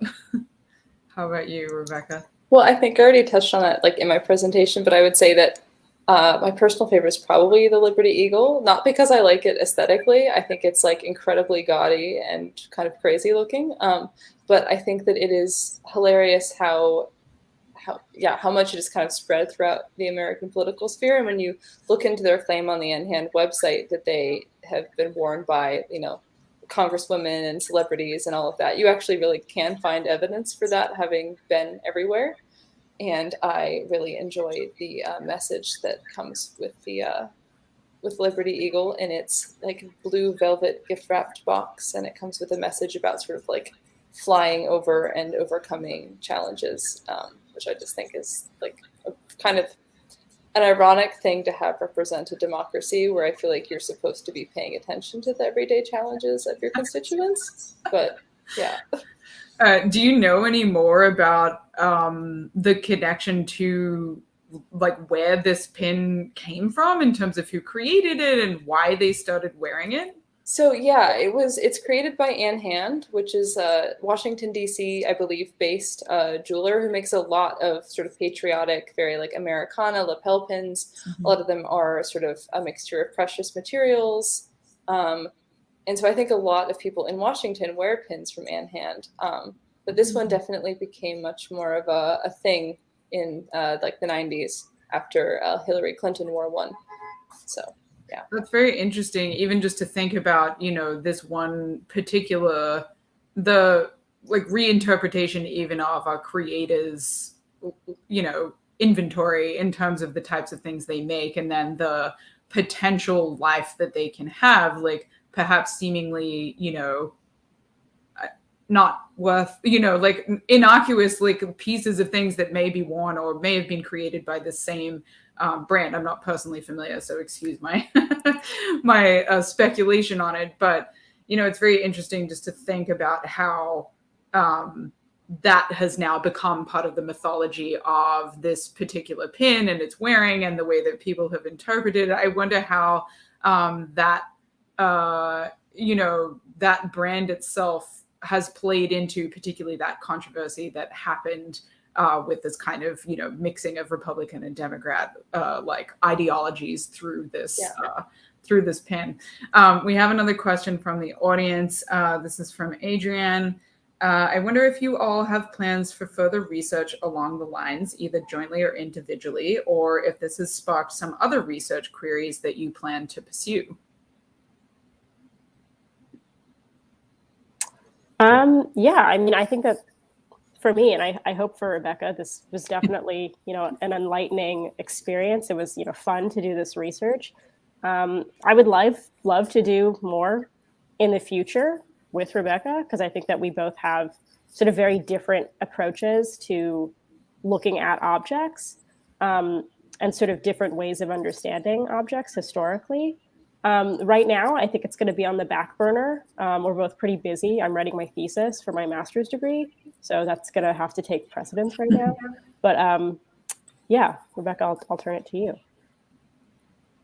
Yeah, I feel like this has sort of been a continuation of some of the research I've been doing with my undergraduate thesis, focused on generally adornment, not specifically pins, but generally jewelry as like a political and social signaling device. So this is kind of still in line with that, and I definitely intend to keep diving into that. I find it fascinating, and also that Talia's research for her thesis is quite relevant, I would say, to this, although it's not quite the same thing. I don't know if she wants to elaborate on that, or if it's sort of under wraps. I can elaborate a little bit. I'm looking at the official portraits of congresswomen from the 1980s through to now, and sort of looking at the evolution and the differences in what I would call a political uniform.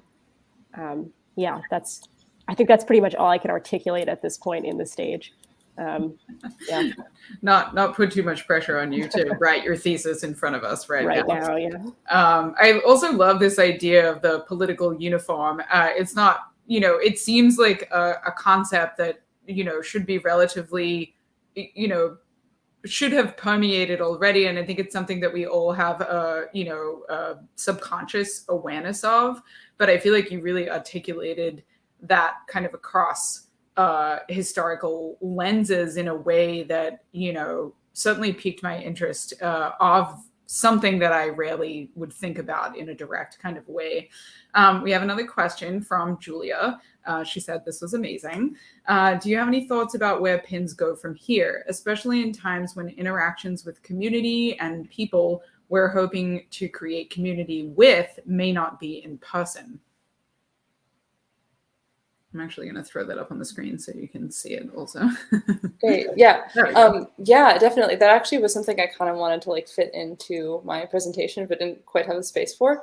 I'm really interested in pins as sort of a virtual, a way of virtually signaling social group identity and whatnot. I think it's really interesting to think about pins in the digital age, especially because we are already in so many sort of echo chambers in our own political lives. And I think that a lot of the social media algorithms that sort of try to feed content based on what they think that your ideology is, and then give you information based on that, is only making that worse. And I think that pins, both worn out on the street and other sort of virtual pins, like avatars or the things you wear when you're having a Zoom meeting, are really interesting.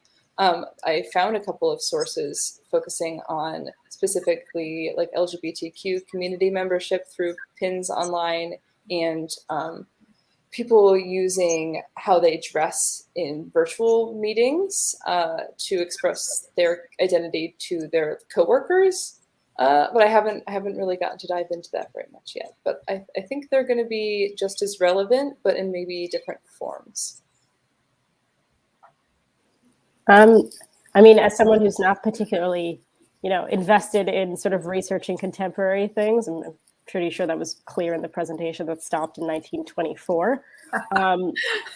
I sort of see pins as becoming sort of maybe even more temporary, more stickers instead of actual pins. What you were sort of saying before about, wearing an I voted sticker and then throwing it away. I also don't really wear pins. To me, it's really surprising that people wear pins. I think of them as being sort of, of an older generation. But yeah, I think that they're sort of having a resurgence. When Rebecca spoke about AOC, you can see them sort of taking on more of a very direct political agenda, as opposed to, someone like Madeleine Albright, who's sort of doing it in sort of a cheeky way. I think that they might become a little bit more overt. Yeah, I mean, I love what you're saying about this kind of, I'd love to see like a, third component to this presentation that kind of incorporates this new like interpretations of like the digital, I'm immediately as you were talking, Rebecca, I was thinking about, the verification badge on Instagram or Twitter, or these kinds of things, or skins and various kind of world building, like Fortnite, metaverse kind of games and things like that, or even thinking about these different sort of what in like places like Twitch or Discord, where you have these different like roles or like identifiers that are these sort of like digital pins that you carry through different spaces. And it's really interesting to think about that. I think, Talia, you mentioned this like virtual like work uniform and how you're kind of this performance of how you're trying to like identify yourself or signify your particular role or a level of respect or professionalism or like whatever it is that your kind of industry or discipline might call for. So it's really interesting to think about that, particularly as we sit here in this virtual space having this conversation. Yeah, I mean, I'm very fascinated by that. I would watch part 3 or an iterated version of this that also includes that in your spare time while you're writing your thesis, guys. There's a couple of other things coming in from the audience, getting a lot of love here. People thought this was really great and informative. Saying that pins are great teaching tools, and this kind of narrative and the story around them is very important. Someone's asking Rebecca what your pin says. Oh, you're on mute. Rebecca, you're on mute. There we are. Okay. One of these is from my undergraduate degree project, and it's like a lenticular that talks about arguing with your conservative uncle on Facebook. And then this one is, I don't know if you can see it, is from Rebecca Frank, and it was actually in the Amend exhibition that the previous speakers talked about. And it says, "I did the bare fucking minimum." And it's sort of a placeholder for an I voted pin that's sort of saying, you have to do more than just vote. That's great, but it's just the start. And a comment here from Barbara saying that a colleague of hers who is a JDPN and WJA board member has done extensive research on pins and was interviewed and quoted in a recent New York Times article. Barbara, if you have that link, please do share it with the folks in the chat, because we'd love to. We'd love to hear more about that. I mean, what a fantastic, kind of conversation. I'm really interested in the way that the two of you have come together to sort of build this relationship between the two kind of like time blocks of these narratives that you're discussing. How did this project, how did this come about, and how did you sort of how did you find your way to one another with this kind of very convenient love of pins representing like both the kind of deeply historical and the more kind of present historical? So I can answer that. So me and Rebecca have known each other since RISD, I guess, where we were both undergrads in the jewelry and metalsmithing department. And I guess a few months ago at this point, when I saw the, open call for events for New York City Jewelry Week 2021, I sort of had this idea in my head about sort of political pins. And I immediately texted Rebecca and said, I'd like to do this together because I think that this would be fun to do together and that we both have interesting things to say about this. And she said, yes. And that's how it came into being. Oh, that's awesome. I love that. That's such a great, I think this project has a lot of reach and relevance, and I'd love to see it, you know, presented again in other ways and kind of continually developed. I think everyone in the audience has thoroughly enjoyed it, but there's just something very was very unique about the kind of narrative, particularly under the presentation of Jewelry Week and the kind of reinterpretation of historical adornment. But just more broadly, I thought it was really great. So thank you both so much for putting this together, for your collaboration, for your research, which is obviously extensive. And thank you for bringing it to New York City Jewelry Week on this fantastic day 6 of virtual programming. Thank you for having us. Oh, we have one more question just coming in. Barbara has asked, are there 3 categories of pins or more? I'm not sure what that means. Do you guys know what that means? If you could, we're in the same room, so there's some audio feedback. Oh no. Yeah. Oh my God, I would never have known that. That's quite sneaky. I love it. Oh, Barbara has classified the 3 as conversational, decorative, and message. I think that's kind of a tough question, actually, because I think it kind of depends who you ask. I think that a jeweler might say something different from a fashion historian, from a consumer of pins. So yeah, I mean, I think as, you know, I can speak for myself as someone who studies fashion history. I would say that there's also sort of like functional pins, you know, back in the day, people literally wore them to hold their garments together. So that would be another category. Yeah, I'd love to see the kind of categorization taxonomy, you know, created as it relates to your research and these kind of like the crossover between some of these categories in terms of how, you know, do they exist solely in like political adornment? Is there like, you know, where have they existed in the timeline, like across history, and how can you, you know, I'm thinking of like a big data visualization of where all these pins like link together. Maybe it could be a data visualizations of pins, you know, one of these kind of like, anyway, thank you both so much for being here. Thank you to the audience for all of your fantastic questions and engagement. We're really excited to have had this program at New York City Jewelry Week, and I'm grateful to you both for being here. Awesome. Okay, folks, we are going to kick off our next program, which I will queue up for you in just a minute. So hold tight and we will introduce.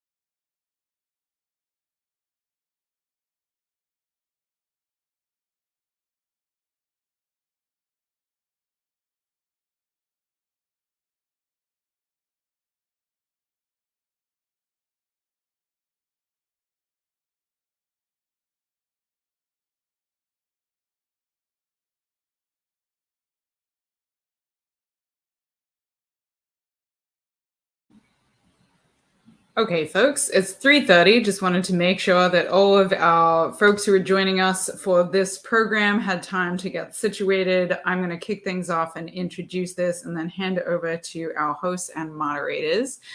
So coming up next, we have Hearts and Flowers in conversation. I hope you all who are in New York had a chance to check out the exhibition while it was up at Brooklyn Metalworks. And I'm just going to give you a little intro here. So Hearts and Flowers is an exhibition that explores how contemporary jewelry tackles the human desire to collect and the ensuing relationship to that object. The curators of Hearts and Flowers, Jessica Anderson and Leslie Shosho, are joining us today, and they will join selected artists in conversation about their work, the significance of the memento, collecting, and the draw of the souvenir. It's a great exhibition. I checked it out myself. It is my great pleasure to welcome to the stage Jessica and Leslie. Hi, welcome to Jewelry Week. How's it going? Great. Thanks so much, Alex, for the introduction. Yeah, I'm going to hand it over to you guys to kick things off. Take it away. Okay, great. Thank you.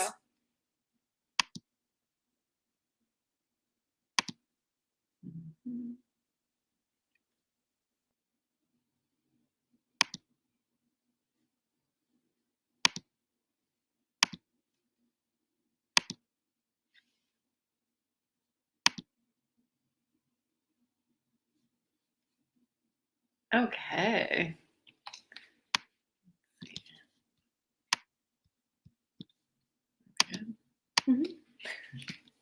Okay.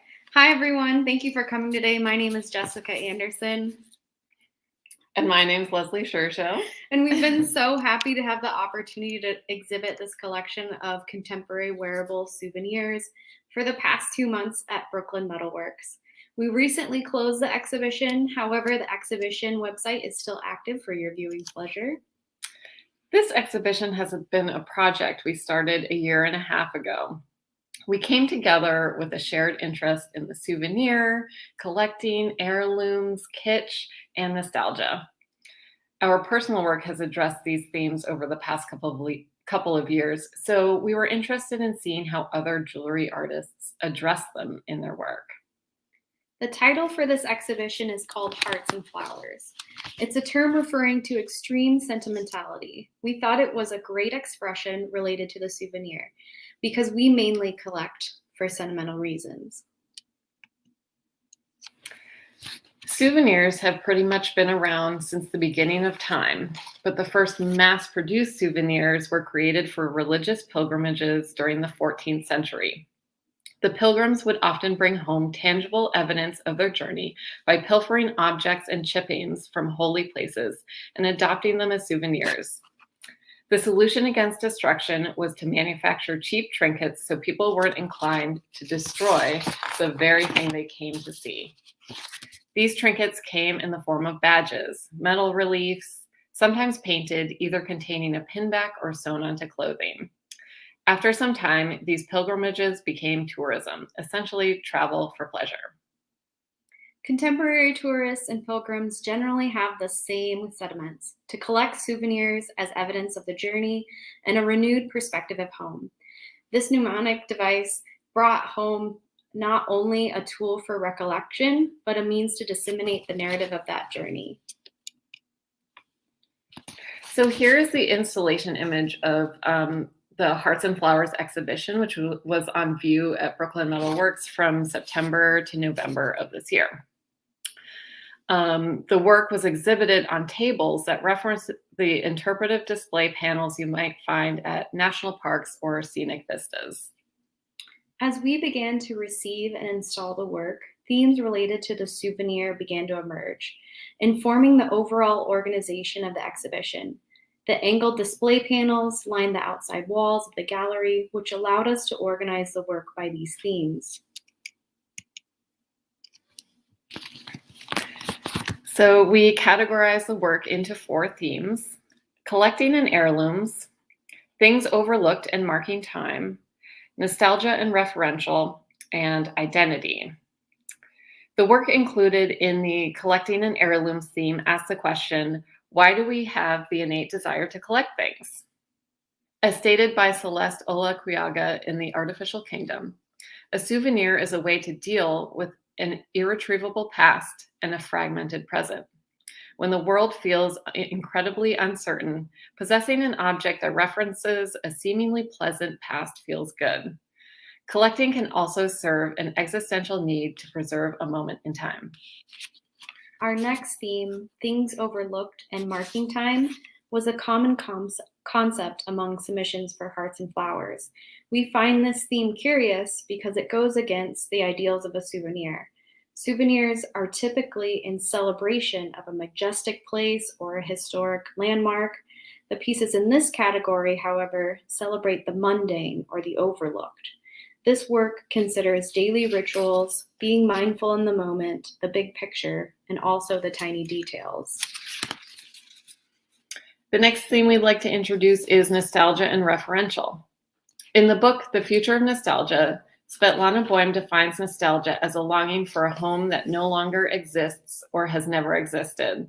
She chronicles how nostalgia was considered a public epidemic in the 1600s. It was a treatable but contagious disease. Though we once thought of nostalgia as a disease, it now may be used as a coping mechanism. In times of trauma and stress, people naturally sway towards nostalgia as a means of comfort.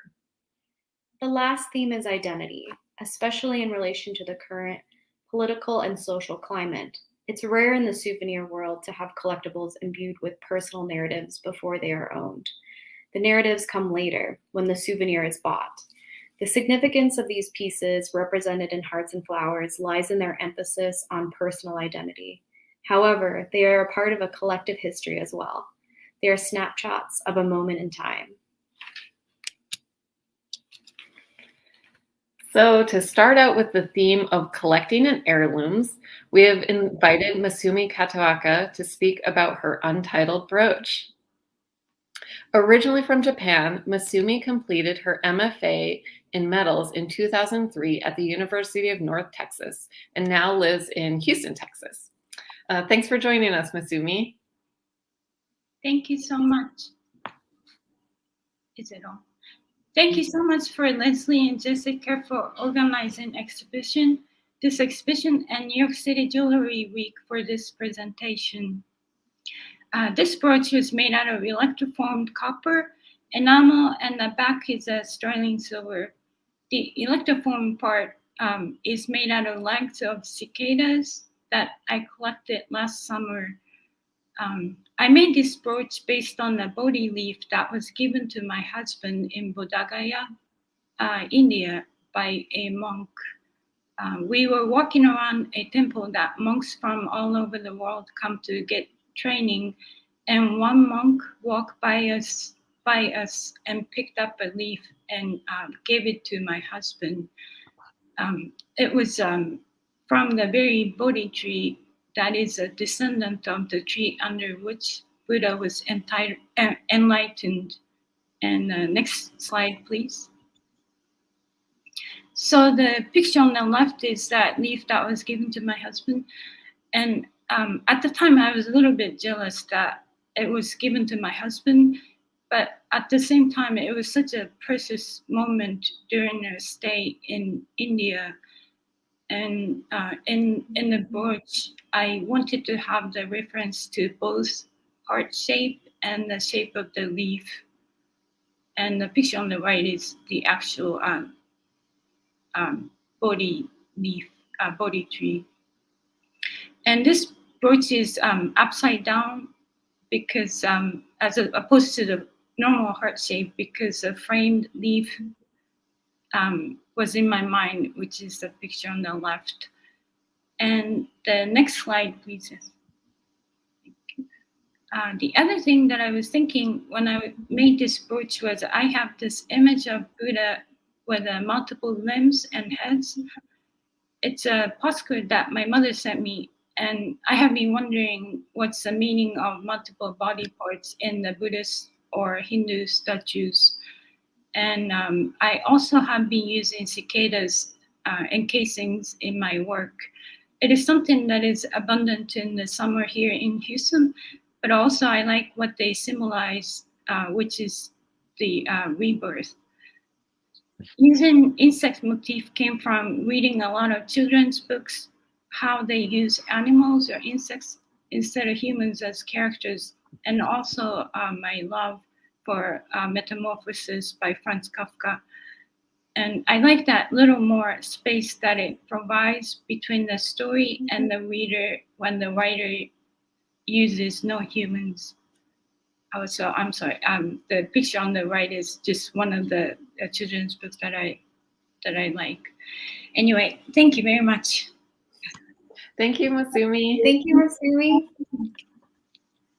Our next piece, Beachcomber by Sharon Massey, belongs to a group of work within the collecting theme that reimagines familiar, promotionally available souvenirs.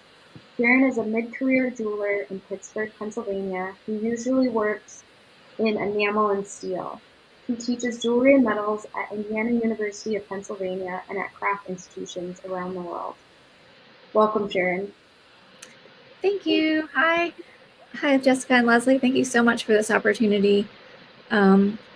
Yeah, so this is an image of some of my older work that is inspired by souvenirs and collections. And I was making this work in steel and enamel back in 2019. And if you show the next slide, so this piece, Beachcomber, is the piece that's in the exhibition. And this is something that had been in my sketchbook back in 2019 and was sort of like up next on, plans to make it when everything sort of shut down for the pandemic. And I felt it just didn't feel like the right time to make this piece when, it felt like the world was ending and everything was closing and nobody was traveling. So I was so excited to see the call for entry for Hearts and Flowers about the souvenir, because it just felt like it gave me a really great opportunity to revisit this idea of the shark tooth necklace. And I was really interested in making the shark tooth necklace because as a studio jeweler, I felt like sometimes, we look at jewelry like this that is so commercial and maybe we look down on it and, it just seems kind of kitschy or not as valuable as studio jewelry. But it is really valuable to the people that own these. And I think it is something that, people take really seriously when they take a souvenir home from a vacation or are gifted something like this. So I felt like this was an opportunity to make this piece really large, to kind of demonstrate the value that it can have for people. And so I have this picture of myself looking like a giant kind of, but wearing this oversized shark tooth, and it is steel and enamel, and brass and leather. And if we go to the next slide, that piece has kind of led into other work that is related. So these scallop shells are also steel and enamel, and definitely are related to the idea of like going to the beach and collecting. But then also there's the really obvious reference to the pilgrim jewelry that Leslie and Jessica referred to in the intro. So the scallop shell in particular is symbolic of the pilgrimage to Camino de Santiago.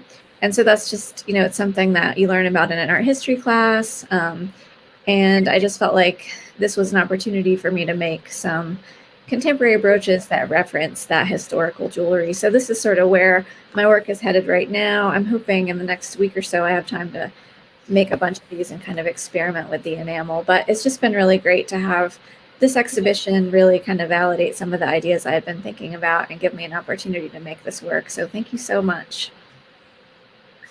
Thank you, Sharon.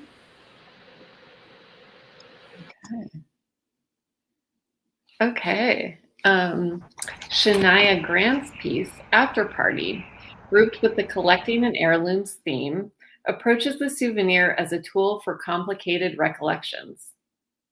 Shania Grant is an object maker born and raised in the border town of Las Cruces, New Mexico. Her identity as a queer person of color informs her perspective as a maker. Currently, she is attending the Lamar Dodd School of Art at University of Georgia, pursuing her MFA. Thanks, Shania. Thank you. So I'll talk a little bit about this work. Right now I'm exploring the complicated nature of childhood, which is both filled with play and freedom, as well as this like anxiety-inducing lack of control. And I'm really trying to focus on these underrepresented moments, the birthday party that nobody came to, the friendship bracelet that was not returned, the toy that breaks as soon as you get it. And I'm thinking about these forgotten moments as little souvenirs of those experiences. And my work is not specifically trying to remind anyone of a place, but instead of a time in their life and the feelings that are associated with that time. Next slide, please. My current focus is on the birthday party, which is a ritual that is heavily coded with consumeristic Americana aesthetics, which I find particularly important to my practice as someone who's from a family that is pretty new to America. And as someone whose family had to assimilate into American culture in order to survive, I feel like these Americana aesthetics are really heavily tied into desire.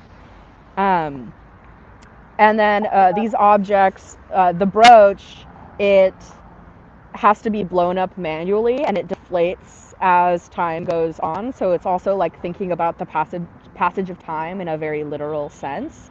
And in order for it to when it's blown up, it's no longer fitting within the form of the brooch. And then when it's like sad and deflated, it's fitting inside, which is sort of thinking about the ways that we're expected to behave in these very high stress environments like birthday parties, in which like the idea is for it to be celebratory, but in reality, there's a lot of complicated emotions and a very complicated sense of nostalgia whenever thinking back on like the performative nature of celebration.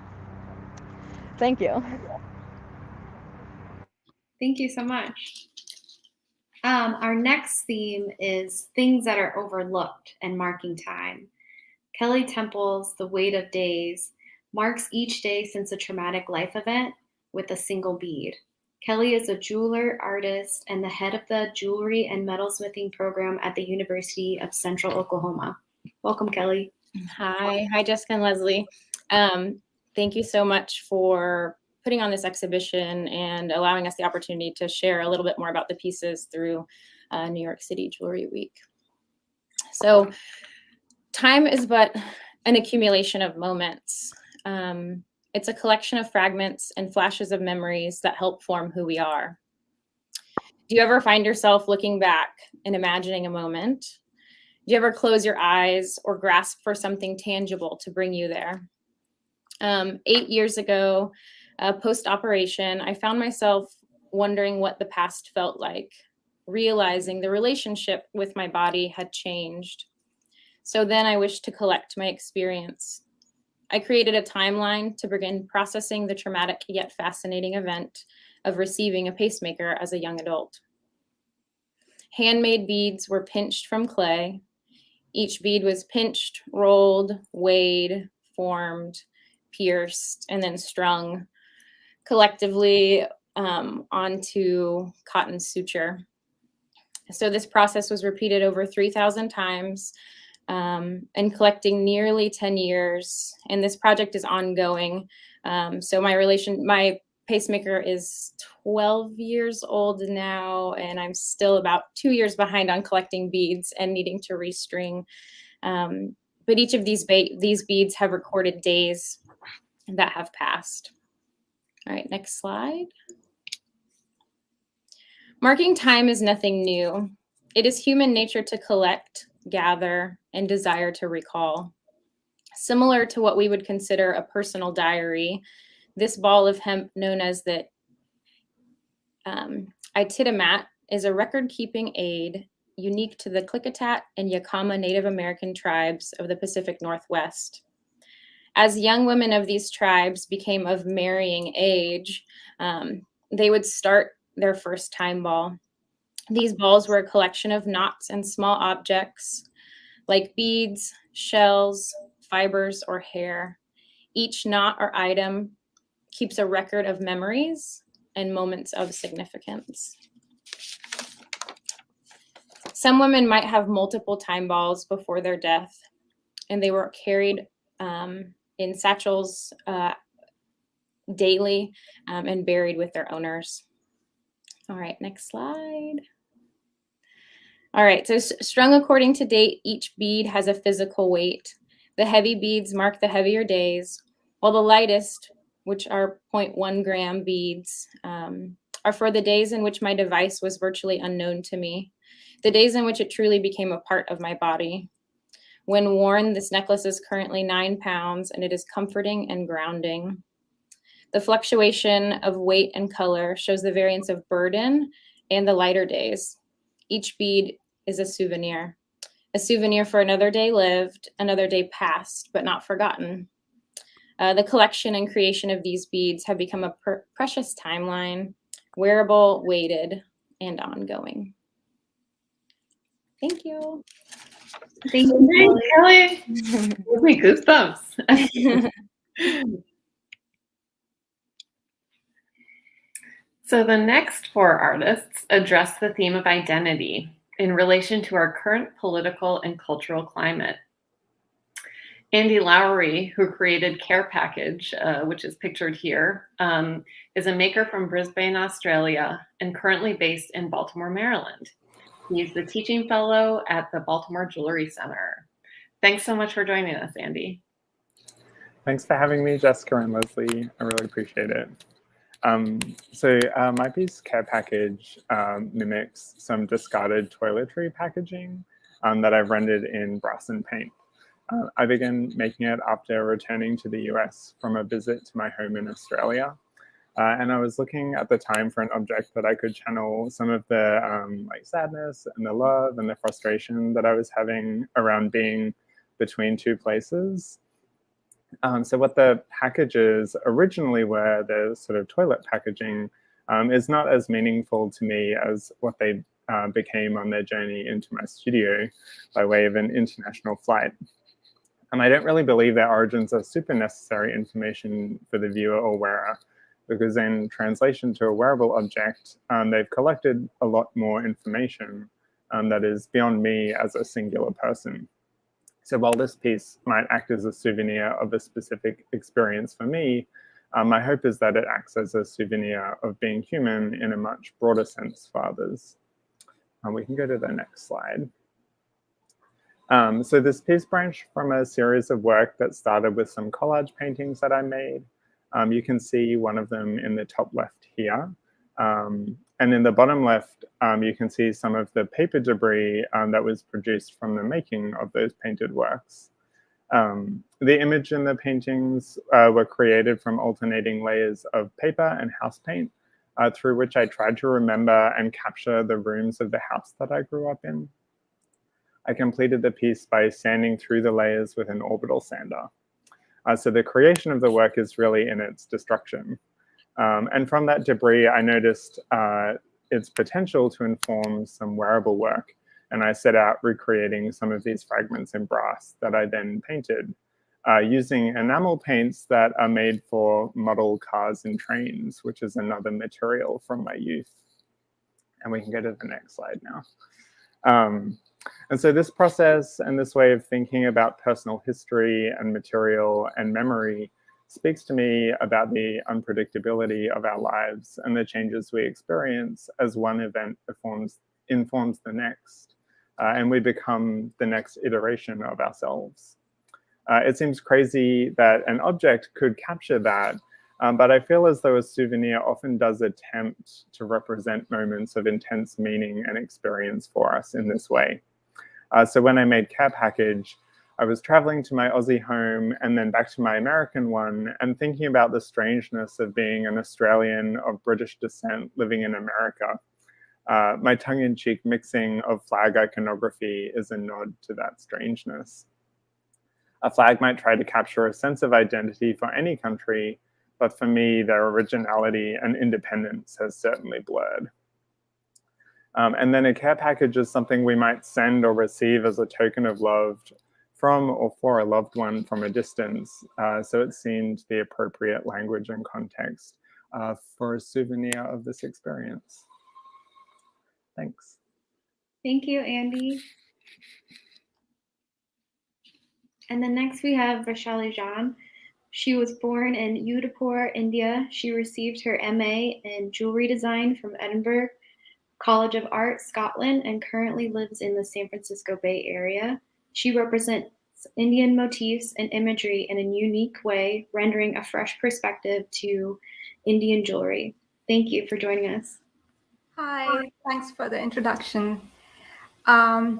So this piece is from my new collection of work, which is inspired from a phrase of Natsukashi, which is a Japanese phrase. And what it means is to get attached to an object in your present, which reminds you of something in the past, a fond memory or a place or an imagery.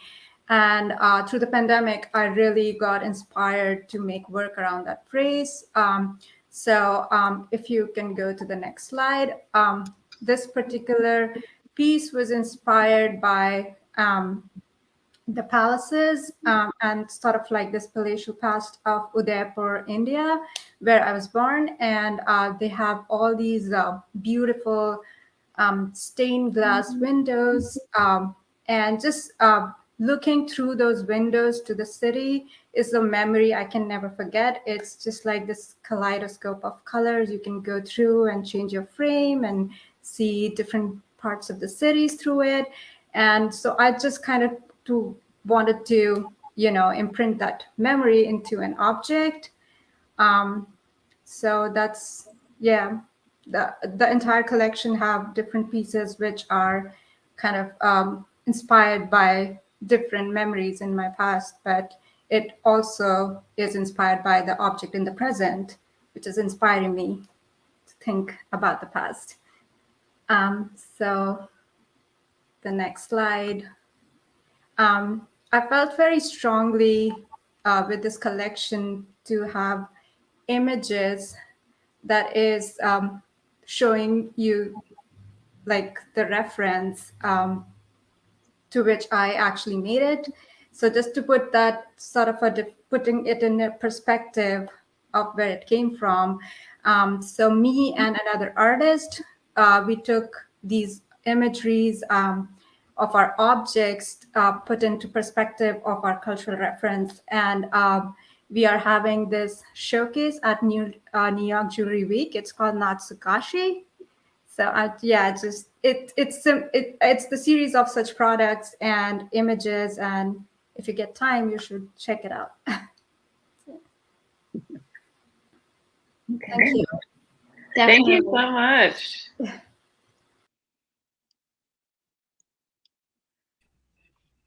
Our next artist, Danny Shu, also combines nostalgic longing and identity in her piece, Bagay Pillow.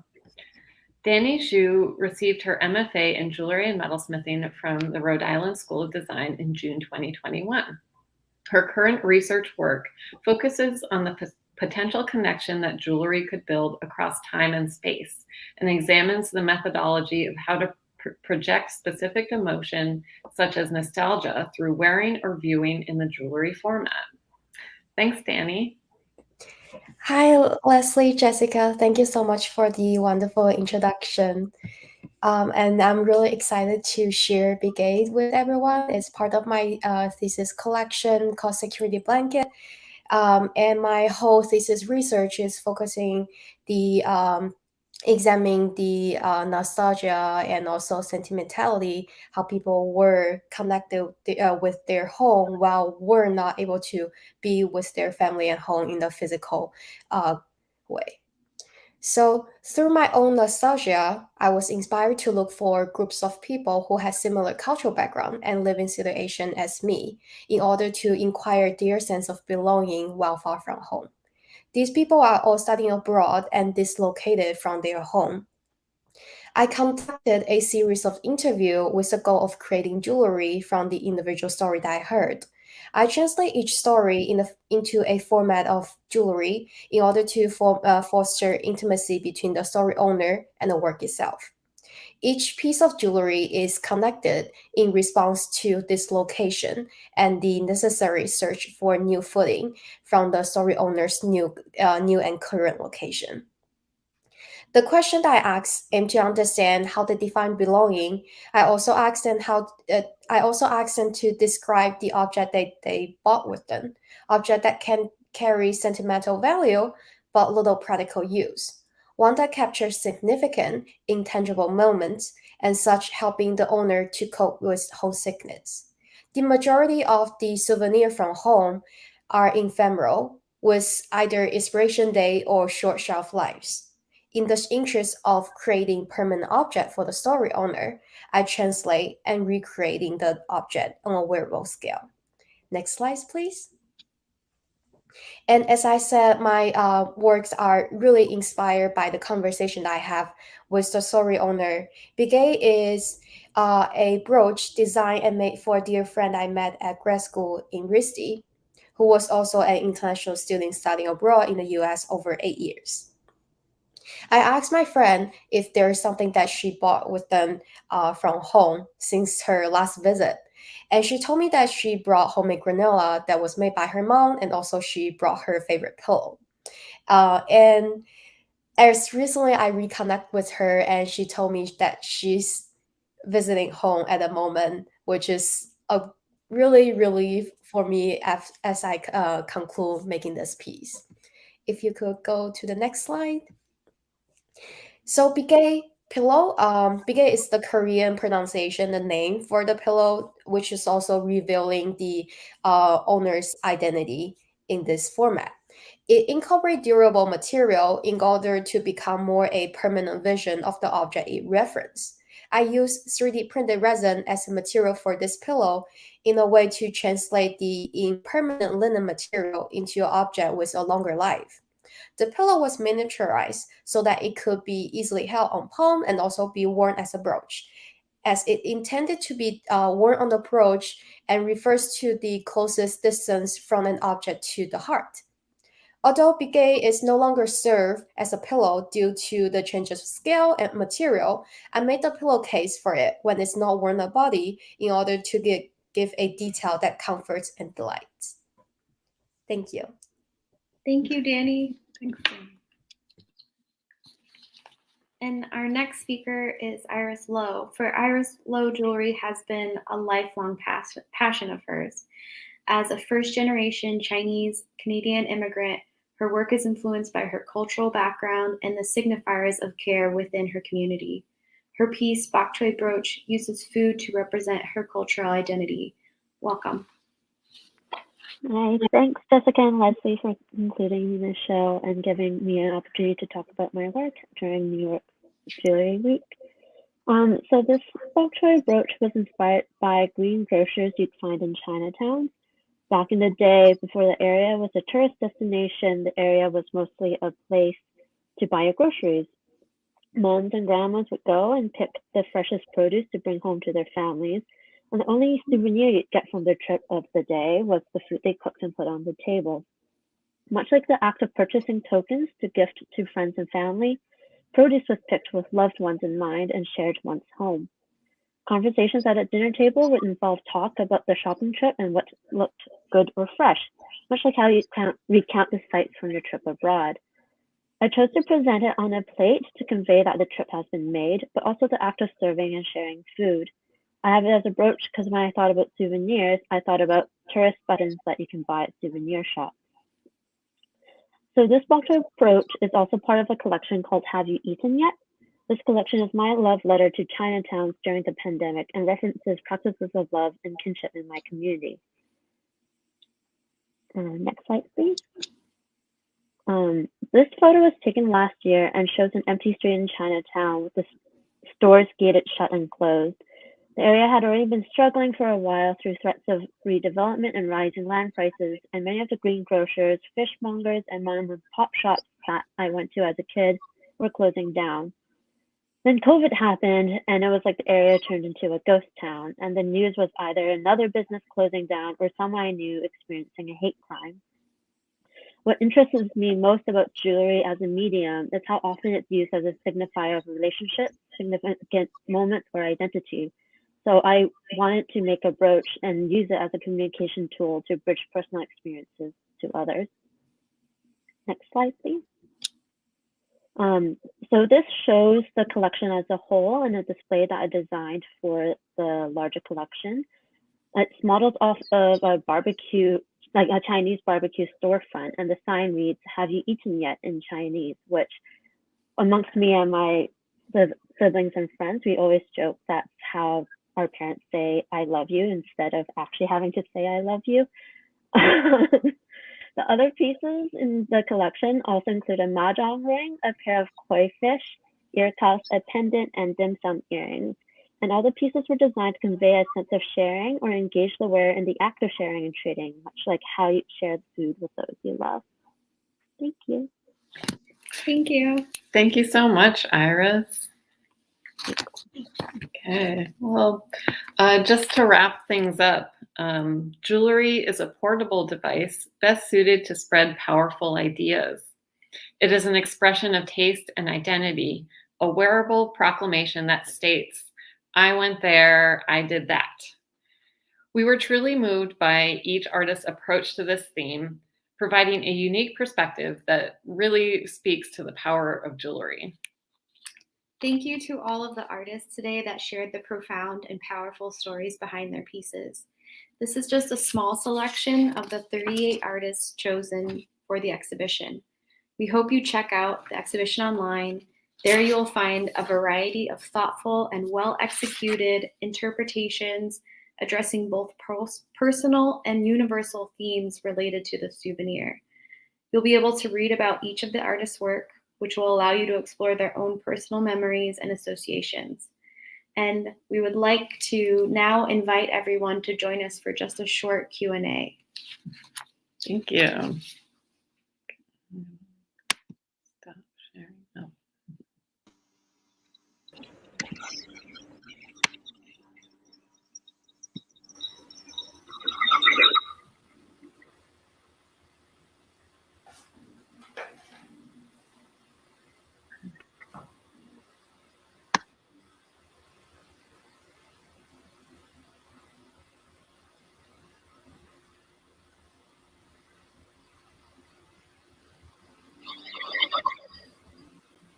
Oh.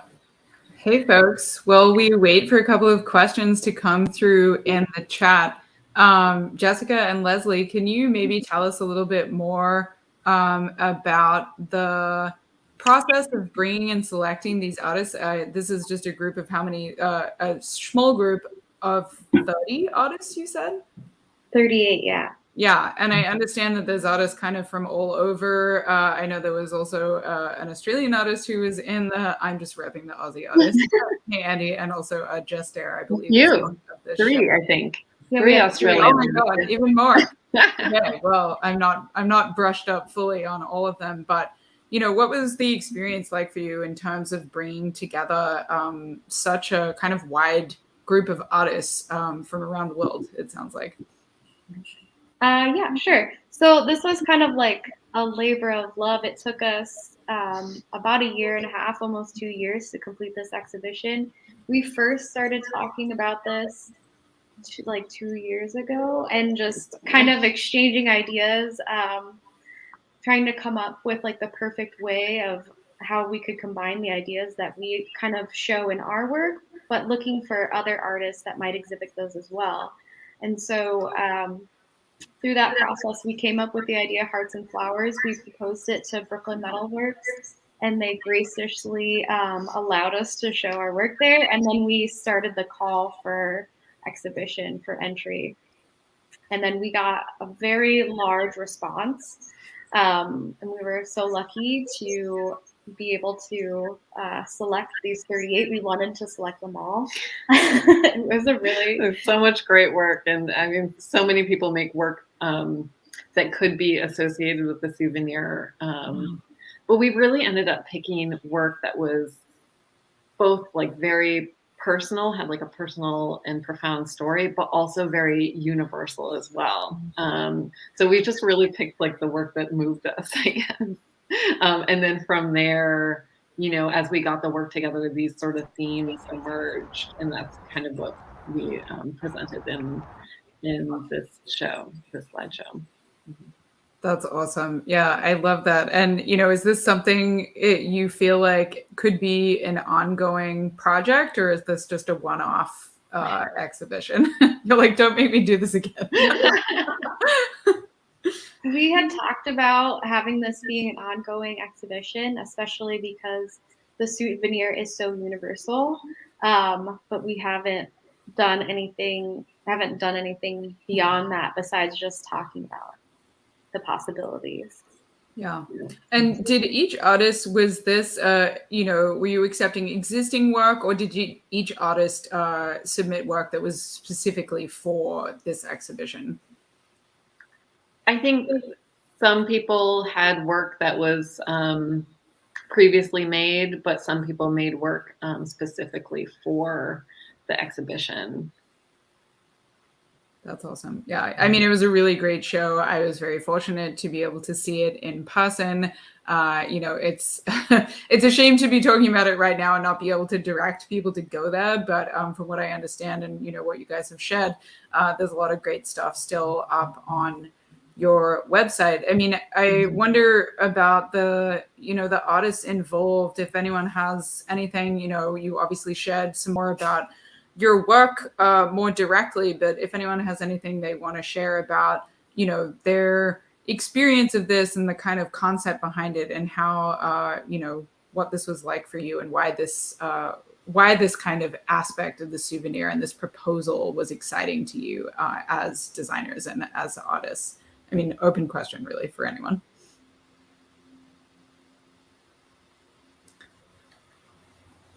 Super shy. That's totally fine. All right, folks. Not too many questions in the chat. Jessica and Leslie, did you want to kind of close it out?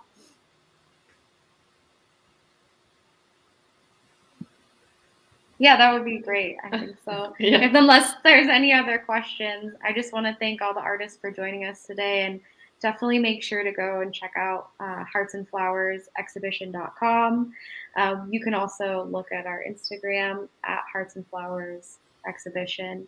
Thank you again for joining us today. Have a wonderful day, everyone. Yeah, thank you so much.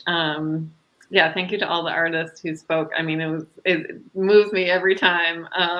So yeah, and definitely, yeah, check out the website, because everyone else involved in the exhibition also has a really great story behind their work. So check it out.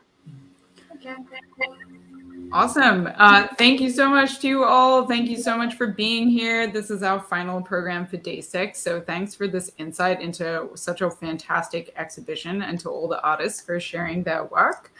All right, that's going to be it from us here on the virtual stage for today. Thank you all for joining us for this great day of artistic presentations about some wonderful exhibitions that you know, are happening either prior to Jewelry Week, during Jewelry Week, or, you know, a kind of this research that was presented to us in the last program. There's lots of exciting things happening still today at Jewelry Week in person, or if you're just joining us to rewatch the live stream, I hope you enjoyed the programming. And we will see you again for the final day of Jewelry Week virtual here tomorrow morning, starting at 10:30 a.m. Eastern. And we hope to see you at Brooklyn Metalworks and around Brooklyn at some of the other great events that are happening this evening. So we'll see you there.